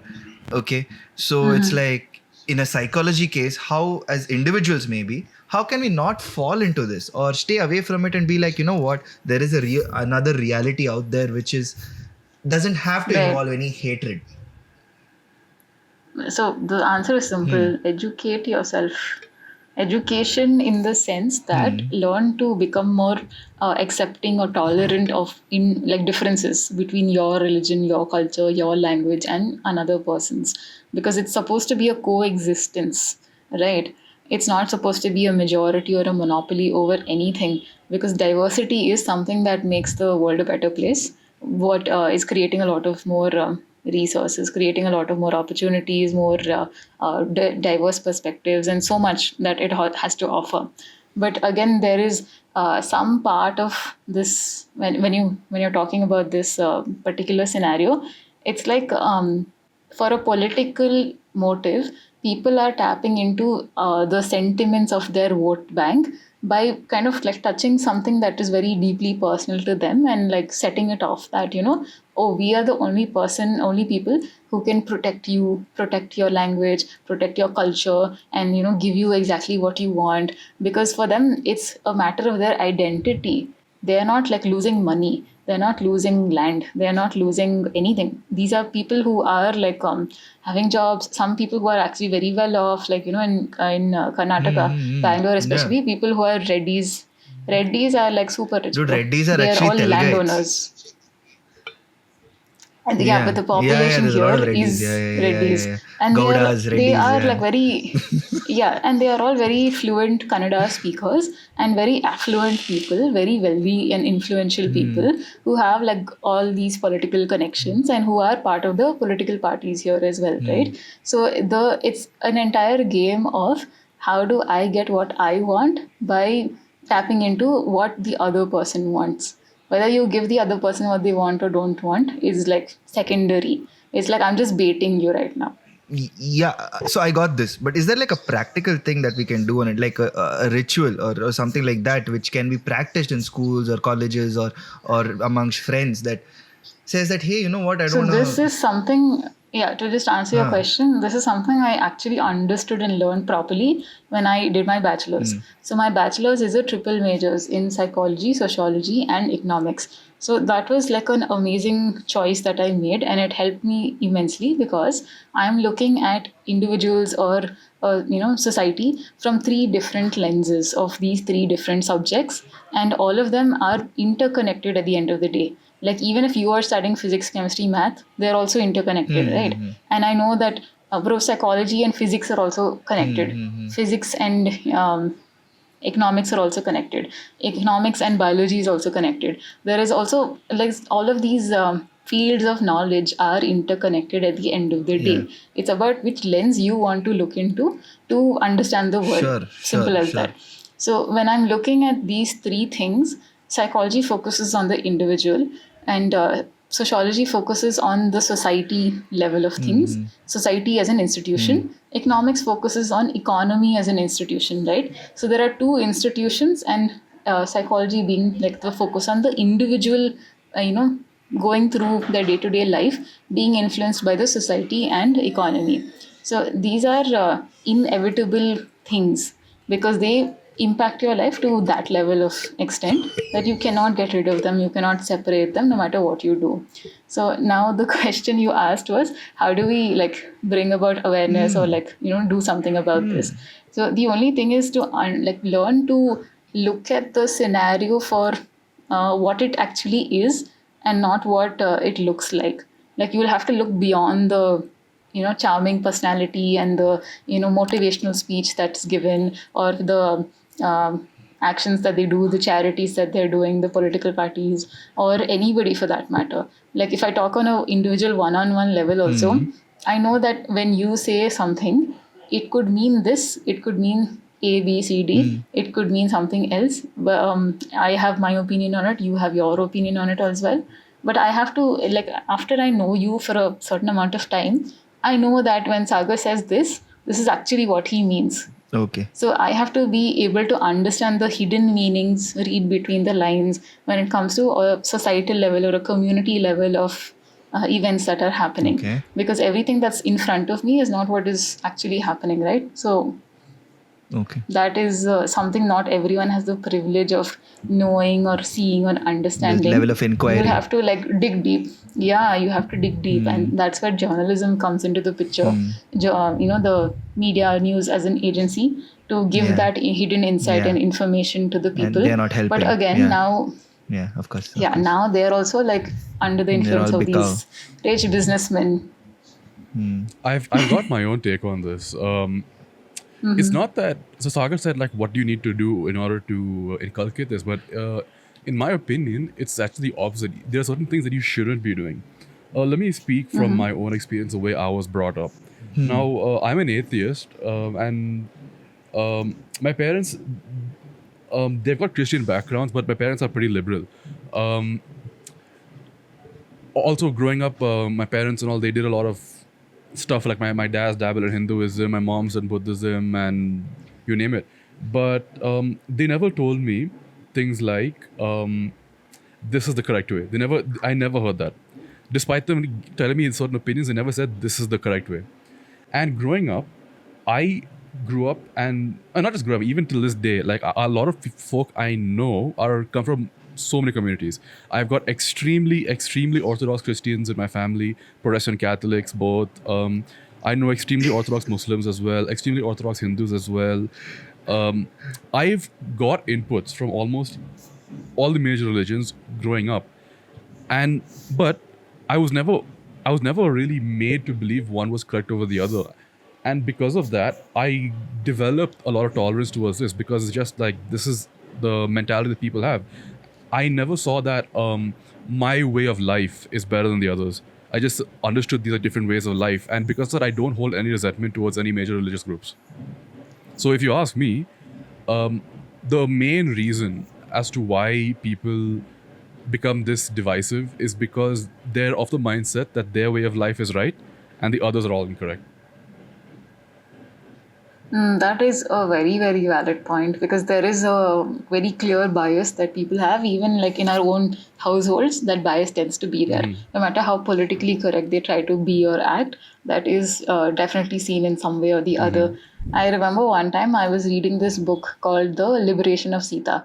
It has nothing to do with religion as such. It's like a take on Sita's journey and her life, etc., and women's roles in these mythologies. It's to do with feminism, actually. Okay, so my parents saw me reading this book and they saw the title and they freaked out. And my first thing that my dad says is, "Why are you reading this? Why you need to read this? Why don't you read a self-help book? Why don't you read that book, this book?" And I'm just like, I know what you're trying to do. Chill, bro. Go. So because I'm just like, I know why you're freaking out, but I am not going to point it out and make it like, like call you out on it, because this is not something nice to see my father doing, given that he's the adult and I'm the child. But at that time, like, this is again my bachelor's only. But at that time, it was like I was more self-aware enough to know that this is what is right and wrong for me, and this is what I'm doing, and what he's saying is not wrong, but I can understand where he's coming from as a place of insecurity and fear that, oh, my daughter might be converting to Hinduism you now. should just told him, don't worry, I'm not getting a Hindu guy home. Exactly. So I'm like, bro, you have to chill. You can't like escalate your thoughts into something and like, go on this trip altogether. Oh, dude. That's not happening. You have to have like a face-to-face conversation that what's happening, what are you doing? Like, just understand the other person, be naturally curious and open to what is happening, rather than just assume and be like, why, and like eating my head off. Dude, I went to a house, okay, and I was sitting on her bed or chair or something, okay, and when the first thing when her mom entered, I was massaging her feet, okay. Not my feet, okay? You were massaging my friend's feet. Oh You had a my crush on her God. that time. Okay. You were massaging her foot Yeah, at that but time. she was Mallu, and dude. Shit. that is... I just wanted to get back at the Mallus, Yeah. it was like a reverse love jihad kind of a concept. Take it easy, buddy. Take it easy. Point being, you were trying to pataw her and you guys were visiting my house for like, that weekend time pass, I don't know. And that's the first thing my mom sees when she Shit. enters the room, and she's so awkward and she's like, what is happening? Oh my God. And I'm also just like, I don't know how to explain this, mom. And I'm just Oh, like, shit. kill me. I was I like, can shit. imagine. I wish I was wearing a hijab or something to act like a girl or something. Bro, Why would you do that? the funny thing is you're like one of the only guy friends that has visited my house and like has been invited to my house. I think apart from you, only is the only person who's come to my house, but like for a brief 5 minutes and Who, then that he left. Haryani me? So Yes, Oh my God, yes. he's come there. Yeah, he came, Okay. like, we met up in HSR, Okay. and he came home and to borrow some books. So, like, my parents just said hi, hello, and that's all. He left. Like, he didn't stay and all. So, technically, I would say you're the only guy who has come and Yeah, stayed and, like, talked to dude. them and I chilled did for some such a dumb while. shit in your house, da. Her What did you pool was do? empty. Okay, I thought I'll go. Pool? She has a pool inside her house, Oh, a okay, big okay. swimming pool inside her Okay. Yeah. house. Okay, um, so I don't want the world knowing this. They'll keep asking me, why is your pool empty? And I'm like, I don't know, bro. Leave me yeah, otherwise alone. I'd have swam and peed in it. Oddly specific. Oddly specific. But the thing is, like, pools are Dude, he's also. oddly specific about the most bizarre, awkward, random things that nobody needs to know. Like Sagar's sex life, for example. And that's why I specified ki nobody needs to know this. Keep it to yourself. Your birthday is coming, right? It's What does that have to coming, do with bro. anything? It'll go, hopefully. Peace, sorted. Leave that. I'll next time I'll like give people fake birthday dates like April 31st, February 30th, Yeah. something, just so that they don't know when the fuck they should, like, come and do something embarrassing. Dude, but brings me to this Bangalore thing. Since you kind of introduced me to the best like eating spots I know in Bangalore, okay, and Neville also has some great places. He cooks and everything. He's like a proper foodie also, but Nice. he's into cooking as well, right? If Hey, where do you live, bro? I live in Banaswadi. Damn, that's far. should I be cutting that part for It later, is. or like is that okay? Banaswadi close. Yeah, Banaswadi is okay, no? It's fine. It's Yeah, fine. Yeah, it's a bit far though Yeah. from where I Where do you live. stay? I mean, HSR. the HSR. HSR. Okay. Yeah. Dude, Yeah, tell me.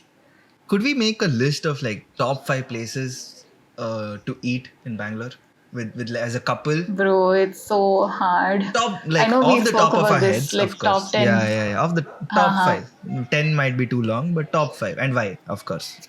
I only take if it's for couples. I only take I only take girls to one place. Sagar also been there. So it's Delicacy. it's the Chinese spot from my Oh, home. okay. Let's say you did. What is this place? Dude, it is the best Wait, Chinese I'll tell you. restaurant. I'll give you the context. Okay, so Yeah. Delicacy is actually a chain of restaurants. Okay, it's Chinese Okay. fast food.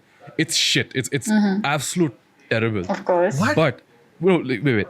It's, go to any other delicacy in Bangalore. It's garbage. It's terrible. This one delicacy Okay. near my home. I don't know what the hell. It's like they put coke in the food. It's that addictive. It's so freaking good.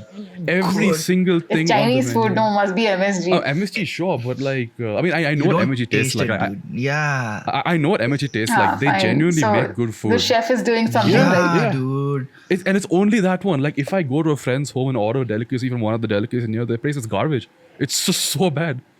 Like, when I bring dates Damn. over here, right, they'll be like, why you take me to delicacy? I'm like, hey, listen, all right, I know this spot. I know this spot. I'm Don't not worry cheap. about it. You're, yeah.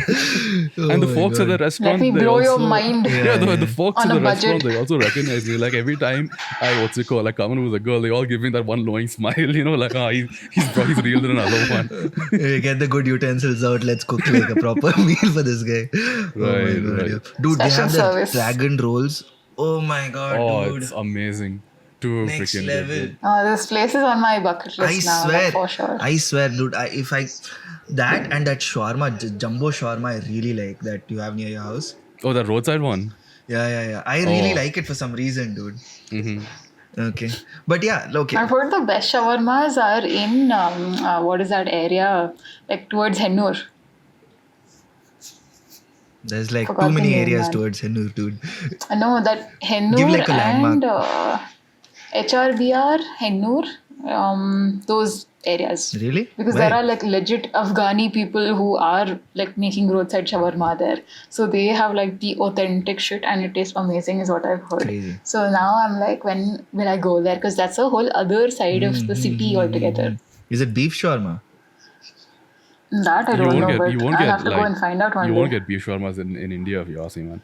I mean, true, beef sure is banned, but even in places where beef isn't banned, the quality of beef is not as good as eating great beef in other countries. And the substitute they have is buffalo, and you need to understand buffaloes were never bred like modern for consumption, and buffalo meat is pretty tough. It doesn't taste as good. Really? I Oh, mean, yes. Now I get why people have listed it as Buff Burger on their menu. I'm like, is this just them trying to fool people and say it's beef? Now I get it, it's It's buffalo, buffalo. yeah. wait a Thanks for second. But the thing clarifying is, if that. you go to any Mallu restaurant and have like beef roast, right? It's too good. But you go outside like to a regular like beef burger, etc. It's very chewy, rubbery kind of beef. Is it Uh, the Mallus are like sourcing their? no, it's the way they're preparing it. Slow roast, especially, it preserves the tenderness of the meat. Whereas if you like make a quick like a smash burger type, it's very rapid cooking, right? So it makes it pretty tough. Oh, But Makes even that sense. roast which you like, that's nothing compared to like an actual good quality cut of beef you get internationally. really? Yeah, it's nothing compared to it. Like Like- I have to I've agree. tasted beef like imported beef versus local beef, right? It's like two different meats. It's that different. Oh, wow. I've had beef in Goa once, many times, but one time that I had beef, it melted, dude, and in my mouth, and I was like, "What is this?" I thought it's something else, but then I was sitting with your dad actually eating at this hotel, and I was like, "What is this?" He's like, "This is beef." I was like, "This is beef. Why is it not like rubber?" Okay, I thought beef was like rubber, dude, and I thought people have this I sick. can imagine his dad looking at you and being like, yeah, you peasant bitch. Okay, so we've got delicacy of the Banaswadi layout, and what else? What else do you think? I feel like Corner House is just for the namesake because it's such a nostalgic place. Like taste wise, it's okay, you take it as a subjective thing because a lot of people think it's overhyped, okay? So I would just go there for the nostalgia and the convenience purpose because I know exactly what I want and I know it'll taste good and it's like in my budget. Okay. So that's like a done kind of a thing. Which Corner Oh, House? also now my. Okay, that any corner house, way. frankly, because there is They're no all the same. there is no specification No, in dude. my All corner houses this are the same, thing. buddy. There is one corner, yeah, but the vibe, the vibe is the Oh, the scene, right, vibe. for ice cream. All right. Which one? So Which there is one? that one corner house at Airlines Hotel, right, which is Okay, got they it. have this The OG small one. playground. Yeah, it's the OG one. They have this small playground kind of a thing there. Okay, so because you introduced me to corner house, I think a screen is like No, stop your moving. your internet failed for a second, Saga. It's your your internet. screen My bar. thing. Yeah, don't worry, it's fine now. It'll stabilize. Carry on. Okay. So You were saying the yeah, airlines the hotel airlines one, corner right? house. So Antara and I would go there, okay, after college, and the kids would be playing there. What we would do is like we'd take our ice cream, okay, and we'd bully the kids out of the playground, okay, and we would go sit and play in the merry-go-round or in the swing, etc., or the seesaw while eating that ice cream, okay. And all the parents would be just Fun. looking at us and be like, "What the fuck is wrong with these two?" And we'd just be like eating the ice cream, laughing, like, "Oh, dude, that was the vibe." Da. That But you're not corner really in house- the corner house, right? Or the playground It- in the corner house. it's no, it's not in. It's like it's adjacent to it. It's a part of that corner house, airlines corner house. It's too good, too good. So it's like airlines is a hotel and what is it like a Airbnb kind of a thing. I see. don't So know what. I there think and it's it's a like lodge. It's a lodge. It's a lodge. It's a lodging kind of a place. It's like a so airlines it's a sutta has been spot. there like a. Bro, no, airlines is a lodging place, okay? It's been there like forever. It's an ancient place. So they have lodging, they have this playground, and they have this restaurant kind of a thing, which is very popular. Like people go there for their dosa, idli, and all in the Yeah, morning. yeah, yeah. So super crowded and super fast service and all. It'll be very crowded. You won't get place it's to sit also like a also. So you'll sutta have to sit spot, with like dude. some random stranger. Yeah, so all of that is there because it's in a commercial area also. It's very convenient for the people who work around in that area. So this corner house is inside that same compound, okay? That's where it kind of became popular is what you can say. Just next to that place, there is that St. Mark's Road, right? So on that road, there used to be this Richie Rich ice cream place. That's also like one of the OG places in Bangalore. So that branch closed down, but there is a OG, like a bigger OG branch, which is in, I think, Banshankari. Somewhere far only. I can't remember the exact location. dude. That's Nothing is far, dude. Traffic makes it far. I think the best food, like typical street food for Bangalore, is in the north side only, like Kiarpuram, Vivipuram. So Vivipuram it's Food super Street. far for me. Yeah. Yeah, that's far for me. I can't do that. And for a date, I would definitely not go all the way there. Like, you know how dating in Bangalore is, right? No, No, if I I live don't in know. HSR and the other person lives in like Marthalli Dude, or one like, second. Everyone stop Whitefield or talking. The screen something, be recording is like, getting no, I'm fucked not coming, because, bro. Bye bye. everybody's screen is I'm frozen, fortunate that with including most mine. of the yeah. dates that I've gone on, like these girls that live near metro station, so I just picked them up from Hello. Baipanali. Nice. Yo. Oh yeah, peace, dude. Very chill then. Like when I'm dating, my geographical this thing is the like next 10 kilometers around me or 6 kilometers, depending on which area I am in. So I would cover only like HSR, Kormangla, and Indranagar or Jayanagar, BTM, like all these places which I can easily go by auto, like which are right next to me, or by like metro if needed. Hello. Otherwise, if it's like some super far area, I would not bother. Madam. Yeah. Sir, Yes, Tammy.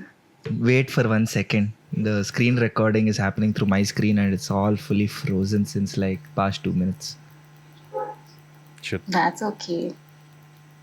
But You're waiting. yeah, what do I do, Neville? Is your video at least live? My video is working, but yours and Afeefa's are like just Okay, frozen. do one thing. Don't worry about it. Don't stop the recording. Don't stop any of the recordings. Disconnect from the Discord and rejoin. I should disconnect. Yeah, but don't stop any recording. Okay, disconnect. Join voice. This is 90% of my work with Sagar. IT support. Yeah. I think the only good picture of Sagar I've finally. seen is that what is that thumbnail that is used on the NGL podcast. That's the one is only like this. picture where I'm like, yeah, that one only black and white one. I'm like, oh, Sagar actually can look good and Again? decent. Like, wow, what the a fuck? revelation. So Sagar, you there? He's frozen. His internet's gone. Shit. I'm glad it's not mine for a change. No, but the problem is because it would he's doing always be all my the laptop, recordings. my Wi-Fi. Issue is he's doing Yeah, all yeah, the it's recording. it's a heavy load. Are you serious?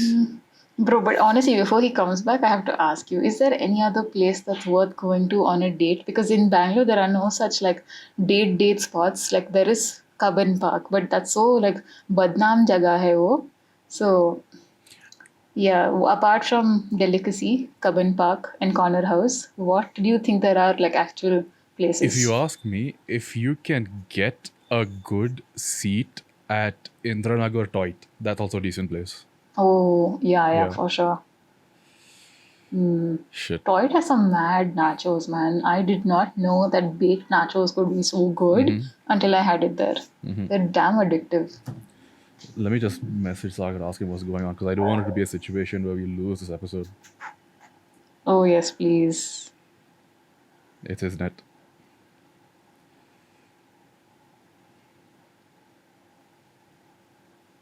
But either way, we've got almost 1 hour 10 minutes. We could. But I feel like most of what we spoke about was a little intense stuff. Like now only we're getting to the chill stuff. So yeah, let him Right, come back. We'll see right, what right, needs to right. be done.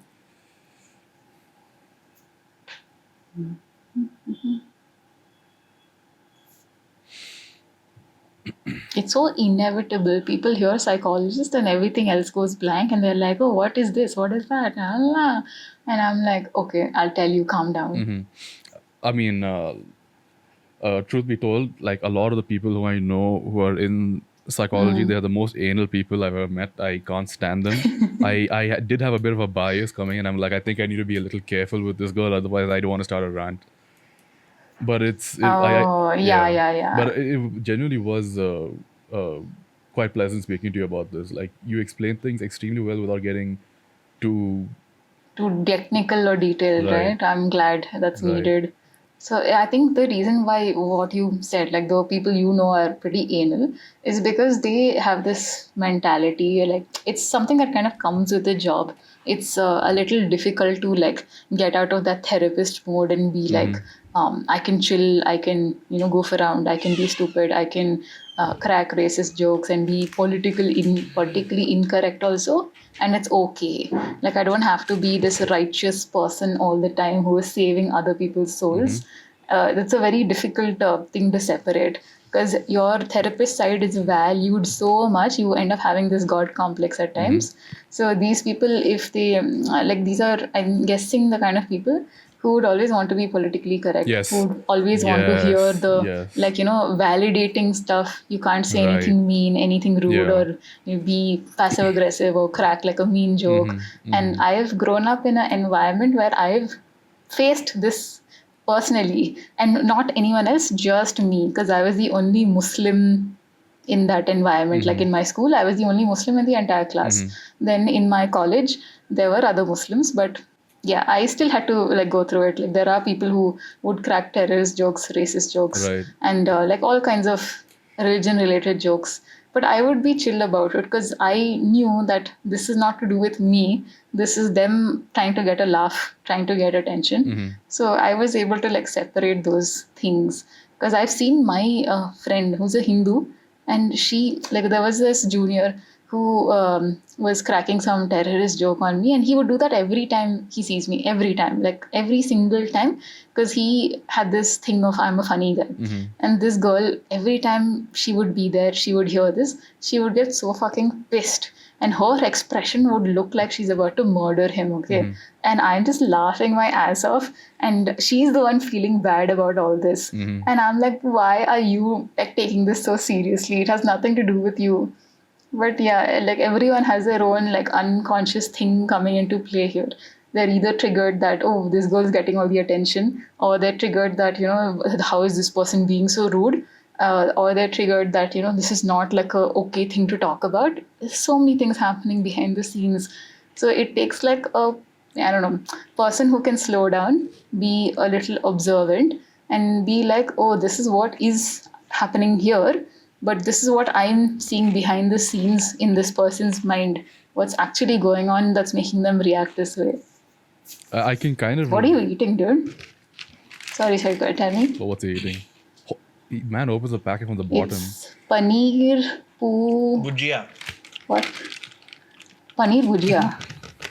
Too good, dude. Paneer bhujia. Too good, dude. I don't know. I didn't know they even make Even paneer I didn't know bhujia. even- Which brand is this? Bikaji, the one which Amitabh Bachchan comes from. Damn. This is so new to me. Yeah. Paneer is bhujia now. This is new. It's too I good. thought it was only dal and grains. It's sweet. It's sweetish. Oh. Yeah, sweet and salty. Nice. Not my thing. If you say namkeen, then I'm sold. Sweetish is no, not gonna fly. It's like that Navratan, what is that? Navratan mixture or whatever. Okay. Got it. I like the Haldiram snacks, dude. They're so addictive. The one which has these popcorn kind of puff balls, which are sweet, sour, and tangy. That particular snack is super addictive. And when I was in my hostel in Masters, I understood one thing about buying snacks for yourself. Never ever buy the snacks that you love. Buy the snacks that you like, not love. Because if you love this snack, you will eat it and finish it in the same day. On the same day, in one go. My my roommates and I in the hostel, it was a 3-sharing thing. So me and these 2 other girls, these 2 loved spicy food. And I also liked spicy food, but not as much as them. And then one fine day, we discovered that Ching's Shezwan chutney. All 3 of us sitting eating Shezwan chutney was aise hi, without anything. We ate it with chips, we ate it with murk, we ate it with everything we can find in our room. Just downing bottles of Shezwan chutney. I think in 1 week, we finished close to 6 bottles of Shezwan chutney. Just imagine. Oh shit. Imagine the level of, heat that my intestines are facing. Yeah, I'm pretty sure it was spicy coming out as well. That reminds me of a Deadpool joke. I ate Indian for lunch when he's shitting Yeah. his ass off. yeah. I don't know. I find Deadpool movies very lame now. They are actually. They have this lame humor. It's Ryan very Gosling's prank. lame. They are toilet humor type movies where they're just meant to entertain you. They're not meant to be some moving stories. I don't know. True, I feel like they agreed. could have made Deadpool really good, but I don't know. The character's like that if you know the source material. He's like this and it was a very good adaptation. If you're one of those people who likes all these you don't need to think to watch the movie, the Deadpool movies are perfect. Oh, I like Deadpool because it has a lot of dark humor. That's one thing I'm cool with. Apart from that, the story is his goofiness, the lame humor is whatever. But certain parts of it are oh, this is damn funny, actually funny. It's like proper meme content, real content. Not really movie content for everybody, but everyone can watch the meme and the reel. Yeah. Yeah, I guess. We missed out a lot of things in the middle when Hey, you guys were we talking. lost him What do I again. do about that? Do we just cut it all off? Like, whichever doesn't have All right. context? Yeah, Sagar, you there? Dude, what the fuck is wrong with this, dude? Why is everyone frozen again? It's you, It's bro. your internet, buddy. Can you You please can- start recording for safety's sake? No, see, Sagar, we have all our voice. You're also recording your voice. You can still splice it and make the episode. Don't worry about it. Yeah, but what about video? All our videos are frozen. Even mine is frozen. You're just like a blur. Disconnect and rejoin. That's all. Are you serious? Yeah, bro. Just chill. Every time he has to disconnect and rejoin, should we just like be in 2 minutes of silence? No, we can talk. See, at the end, you and I are still having the discussion that can go through. Yeah. Yeah, I guess. Correct. Dude, Neville actually had written a lot of questions down. You read your questions and tell me. Then I'll choose which to answer. Most of them we've What? actually covered. Louda. What's left? I mean, Some the ones shit. remaining are just. Can't I mean, one stand would be a it bit anymore. technical. I don't think we've got time for it. The other ones are more lighthearted. Can you just read out the remaining questions? Because I wanted to know what you came up with. All right. Like I knew that you're supposed to wing this whole conversation and all. So I'm like, oh, Neville came up with questions. I'm like, so much answering I have to do. Right. So one was I want to know what psychology is in your opinion. You've indirectly answered that question. Next one was, why did you choose psychology? Like I actually wanted to ask that now because you. I was expecting this. Yeah, because you seem extremely passionate about it. So I want to know what got you into it. There was another one was, do you have any anecdotal stories or instances where your consultation has helped someone, and so I can get an idea of like how psychology works at helping people. I wanted to ask like if Okay. any of your friends ask you for free consultation or counseling. Counseling Oh, is bro, yeah. all the time. Yeah, I'm sure. All the fucking time. Another question was, there are studies now that saying mental health issues are on the rise in today's generation or whatever. Oh, yeah. For I sure. wanted to ask whether health issue is actually increasing, or if health issue always was there but was undiagnosed. I've also got my own biased opinion about it, but I wanted your take on it as well. I wanted to ask, next one is I wanted to ask, should psychologists be considered doctors? Because in the end, you are treating someone. It's not, you're not working on the body, This you're working was a on the very mind. easy question. Right. The question is, the answer to this is no, because doctors are medical professionals or people who hold a doctorate are like research people. But psychologists in general are not doctors. We are more, what is the, we are healthcare professionals. So if you look at the healthcare industry, there are medical people and non-medical people, right? So like something like what Sagar's mother does, these are all allied forms of healthcare, allied health, practices. It like yoga, unani, Ayurveda, therapy, and breath work, chakra healing, so on and so forth. These are all allied forms of healthcare. So we are not doctors. We are just healthcare professionals in the most general sense. You're well-wisher. Hey, hadbe laude. No, that's what. Okay. And what the final You question just was, listed all the questions, dude. Should we? she like- asked. She asked. Oh, So, okay. Yeah. Yeah. So all of these are like very valid questions. I can do easily rapid fire with these questions. The last question was extremely general. I wanted, as a person, if you have any general advice you'd like to give to anyone or people in general. Pretty general one. So those are all the questions I had. The last person to give advice to anybody, like just me as a person, because I've done some like crazy shit in my life, and my life is like my own roller coaster and like adventure in its own way. So I would just advice I would give is live your life to the fullest. Like leave no stone unturned. And if there's anything holding you back, anything that you're afraid of, do it even more. Like this sounds very like very, I don't know, Bollywoodish maybe. I am from a Bollywood family, very into Bollywood. But again, I'm like the most worst person to give advice that way.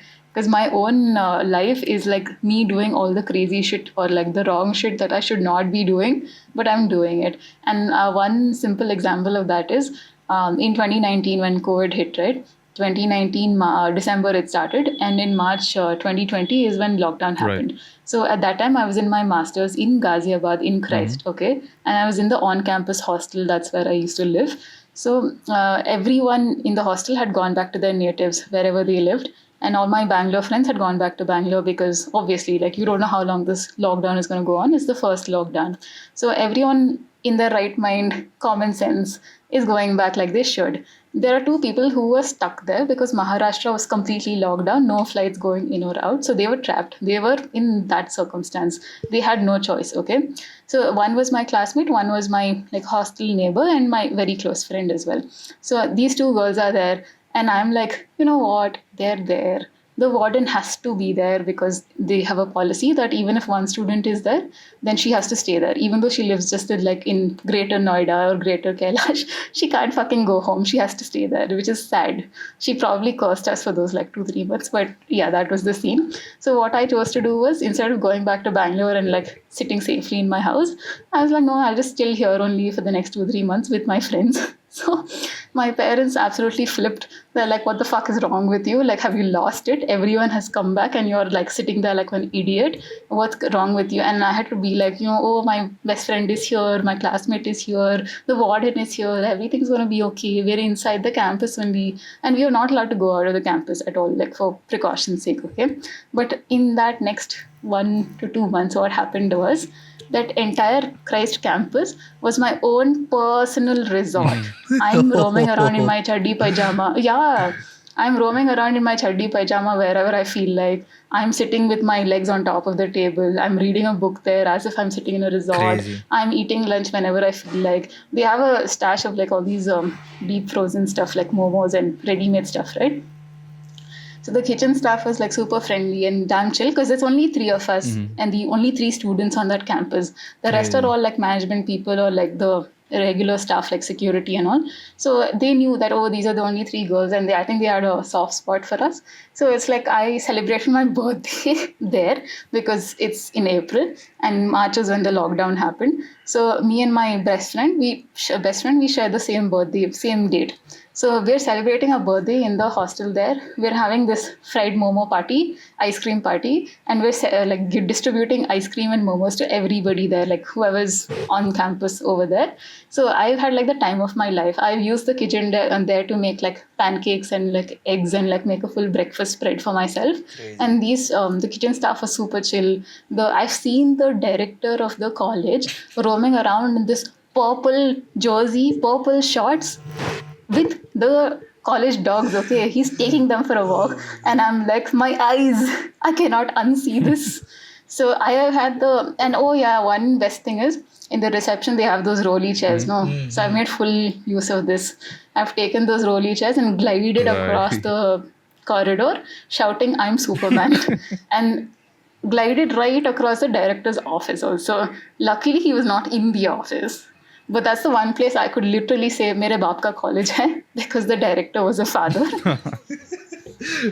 And he was like very chill with me. He knows me since my bachelor's. He was my professor in my 3rd year. So he knows me personally as well. And I'm like, I'm the boss here. Like, I'm going to like rule this place. And that's exactly what happened. I had the time of my life there. So yeah, I've done some crazy shit like this. And like, given my parents a heart attack every now and then. Mm-hmm. So me giving advice to anyone would be horrible. I would not recommend they take advice from me. If they're taking therapy from me, yeah, that is great and all. But don't take advice from me, bro. I will tell you to do some crazy shit like, Like all this, basically. I feel that only people who've done crazy stuff should give advice, actually. Yeah, The exactly. people who've not I was done gonna anything bring should up the not be. exact same Yeah. point. The people who say that don't See, take but that's the advice from thing, me, they've okay. got the best experience in life. Yeah, yeah. They're the people who've Best actually done things. experience, yes, I agree. But me doing my own thing is different from other people following my advice or following in my footsteps, because one, look at this innocent face. I know how to get out of trouble. I know how to, like, smooth my way out of any situation. Other people don't, and I'm sorry. I feel very bad, but that is the truth, okay? Like, I can get into shit, get out of shit like easily, and I have done that. People have just looked at my face and they'll be like, okay, you go. I'm just like, oh, this is like, I don't know, God given. It's a gift and a curse, okay? So, meri bholi bhali shakal pe mat jana is what I would say. So, every now and then he has to bring in a hijab somewhere. I'm like, have you seen Sagar with his hair open and his beard? He's He losing looks all like his an hair, ISIS by the way. terrorist. Like he's hiding Yeah, it. It's got a huge last- bald spot. I don't know if you can see. Bro, he looks like a terrorist with that beard, okay? If you look close up, I'm just like, stay away from me. You look like my third wife. The fuck does that mean, That's dude? not gonna happen. Keep dreaming. Who's the second one? I Who's the bet second one? Neville is your second Oh, wife. yeah. He's become the previous podcast exactly what you were Sautan only I was telling him. This guy is you Yuck. see my WhatsApp chats, no dude. Literally, okay, if Antara dude, till date, okay, I've never been very like insecure with people going through my phone. But ever since I started texting this guy, anytime people touch my phone, I get a little scared. I'm like, what if they go through my Neville's and my chats? Okay, I'm so scared now. Wow. Now I realize why people keep like password on their phone. Sagar, buddy, that's like regular guy talk. I think you just don't have any proper guy friends. I don't talk like that with guys also, da, trust me. Every single friend of mine, that's how I talk. You are the mildest truth be told. That is also too intense for me. I can't. That is like, I don't know, dude. Oh, he's blushing. Oh shit. I swear. Crazy stuff, dude. We've been recording for almost 2 hours, but you want to like start winding up? Yeah. I have actually one last question. That's it. Yeah, and go then we ahead, can go wind ahead, up. go ahead. Okay. I don't know if you answered all the questions that you had put up. I've answered most of I them. think, yeah. I answered the one that you said what advice you would give and why like our psychologists should be considered doctors or not. That I've answered. Why did you get This one into you asked, why psychology? did I become... yeah, good question. So why I got into psychology is because this was in my 10th standard, where people are obviously thinking about their future, their career, blah, blah, what choices to make. Should they take science, commerce, arts in the PUC, etc. So I was a person who has grown up being a loner and an introvert, and whose best friend is the TV. Oh. So I used to do what I did at that time, which is watch TV after coming home from school. And one fine day, I ended up finding this show on TV called Brain Games. So this show is what like blew my mind and completely changed my life. It's a show about psychology, basically, about human behavior. And they explain it in such a beautiful way through like these social experiments, through magic. And that was like, oh my God, that is so fascinating, so intriguing. So that really attracted me because one, obviously, I want to understand my own behavior into why am I such a loner. The other, I want to understand why other people are so like, the way they are, because it's absurd to me. Why are they, chill with each other? Why do they do certain things that I'm not able to do and vice versa? So basically wanting this understanding into human behavior in general, and this tendency to like, go into a lot of deep thought, a lot of abstract thinking is something I have a tendency to do and I really enjoy. So that's why I was like, okay, I'm convinced psychology is my thing. So I got into it in my PUC and I liked the basics of what I studied. Then I did my bachelor's, and then master's is where like things get real and you are like seriously committed to the field, because that takes the life out of you, man. Yeah. By the time you do your clinical hours, your dissertation, your research, everything, that is when you know for fact that it's either this or nothing, like this or, not at all. So I committed completely after that. I didn't want to do my MPhil and like PhD and all, because I just wanted to continue practicing more and making money. So that is where it went. So yeah, I have and I love the process of observing people, understanding behavior, and like seeing all these intricacies of the way that groups interact or these trends in the market. Like one trend I've noticed is that a lot of women are choosing to stay single. So it came out in a research study that by 2030, 65% of women will be single. So 65. I'm just like, Oh, yes, yeah. they will willingly choose to be single because it means better finances, better mental and physical health, and better everything for them. So I'm like, guys are going to like start dying out slowly. The gender of this, the male population is just going to start dying out slowly. So it was super interesting. Like there's a huge shift in the market when it comes to women. There's so many ads targeting women, women empowerment, women's roles in the household.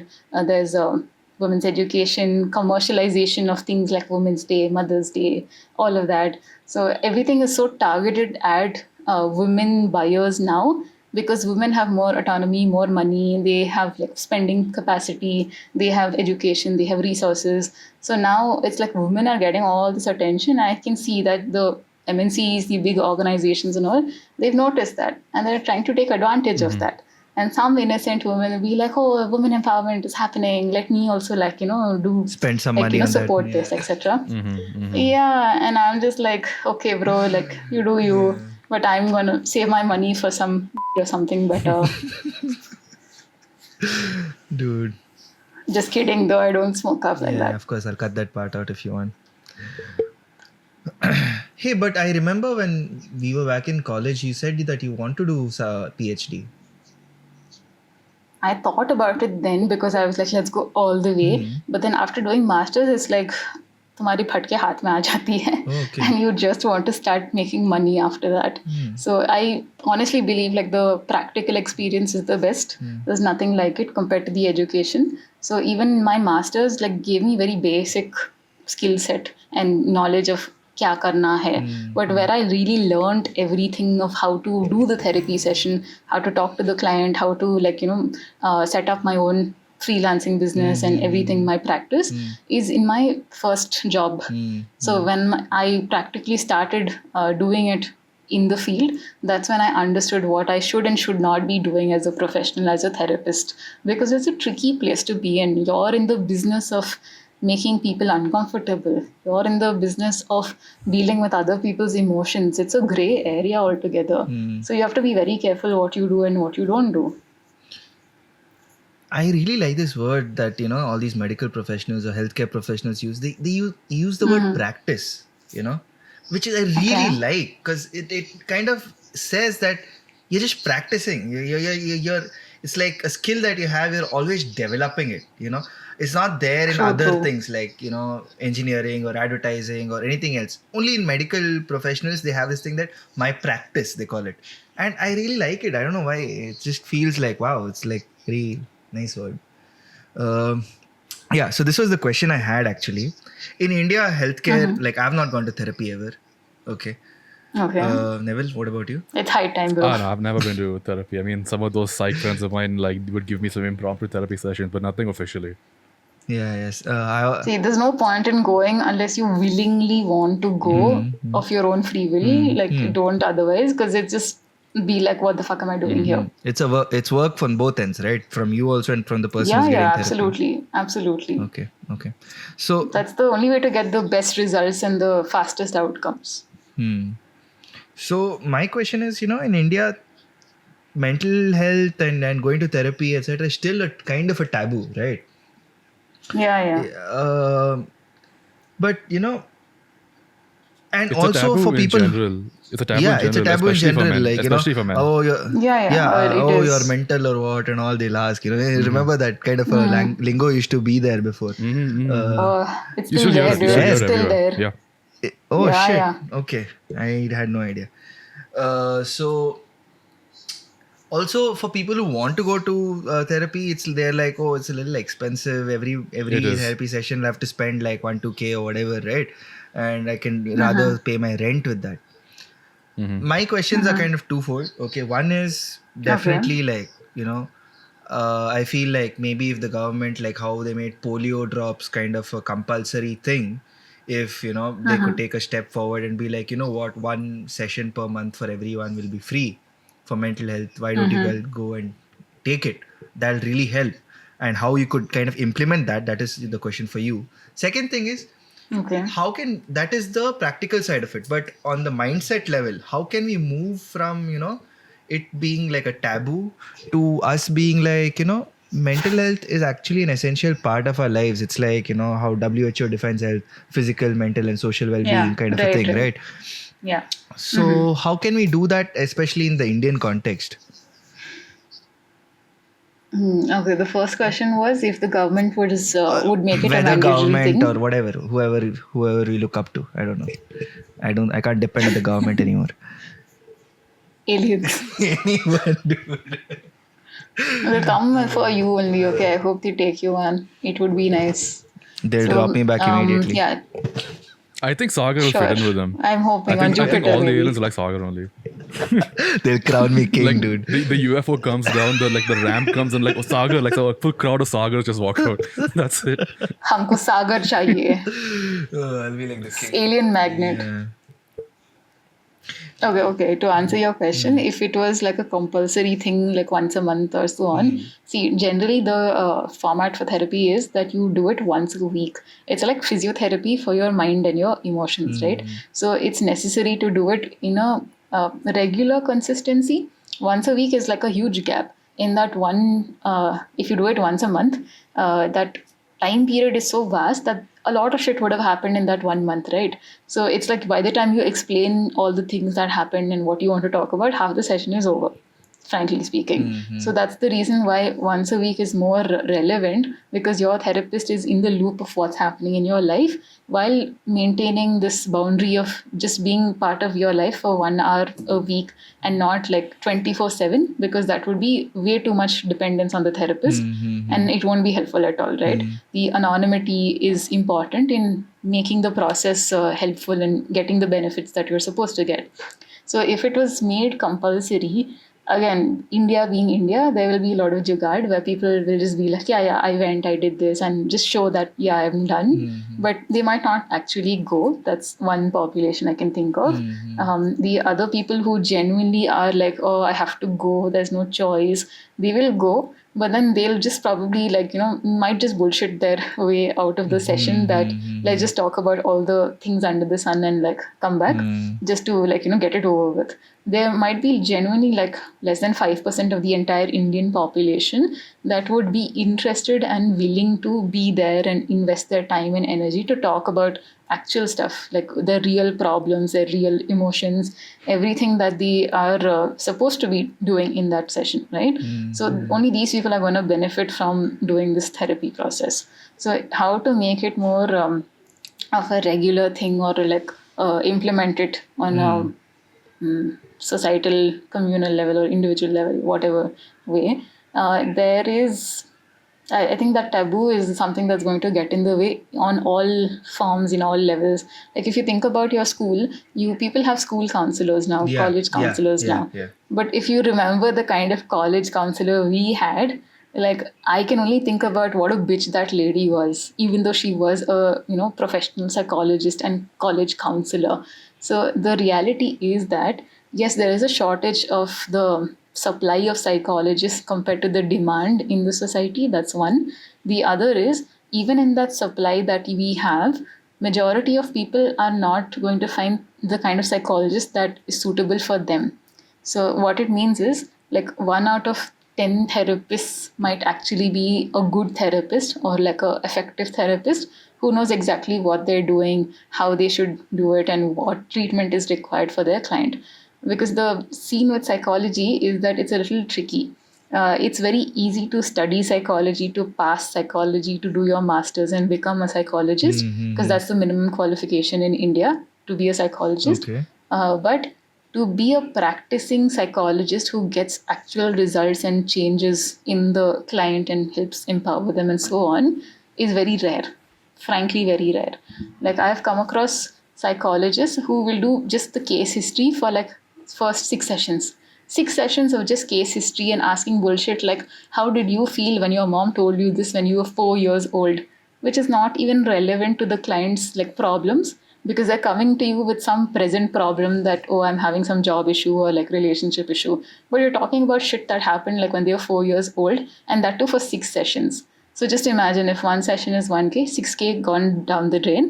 6 hours of your life is just like wasted talking about stuff which is not relevant to your current problems. So, and these are also therapists who have like 8+ years of experience, 10+ years of experience. So it is like a very, I don't know, conundrum for people that should we go to therapy? Is therapy a scam? Is it actually helpful? So one thing that I've seen being helpful for my clients is that they refer each other, because word of mouth is very reliable. So that's what has helped them come to therapy and like give it a try and like continue, right? When it comes to implementing it on like an institutional level, I feel like compulsory things, like so many things are compulsory, like paying tax. Not everyone does it. So like people who want to do it will do it. People who don't want to do Of it course, will of jugaad course, their of way course. out of it. So, last Yeah. question. Because you brought this up about 1 in 10 therapists. For people who are going to therapy for first time, let's say that Neville and I decide to take therapy, okay? Because you're saying it's high time, etc. What would be a Us sign for kidding, by the us? way, but Yeah, yeah. chill, chill. So, what would be like a sign for us or a tip for us to choose a good therapist? How do you know a therapist is good for us? I know that there's no So maybe many one ways. real answer, correct answer for this, but like a general tip, like what can we do? Okay, a general tip. I think before you go to the therapist, Hmm. you do your own research and your own homework. Like, like talk to your friends who are actually going to therapy, Hmm. or any psychologist friends that you have. Hmm.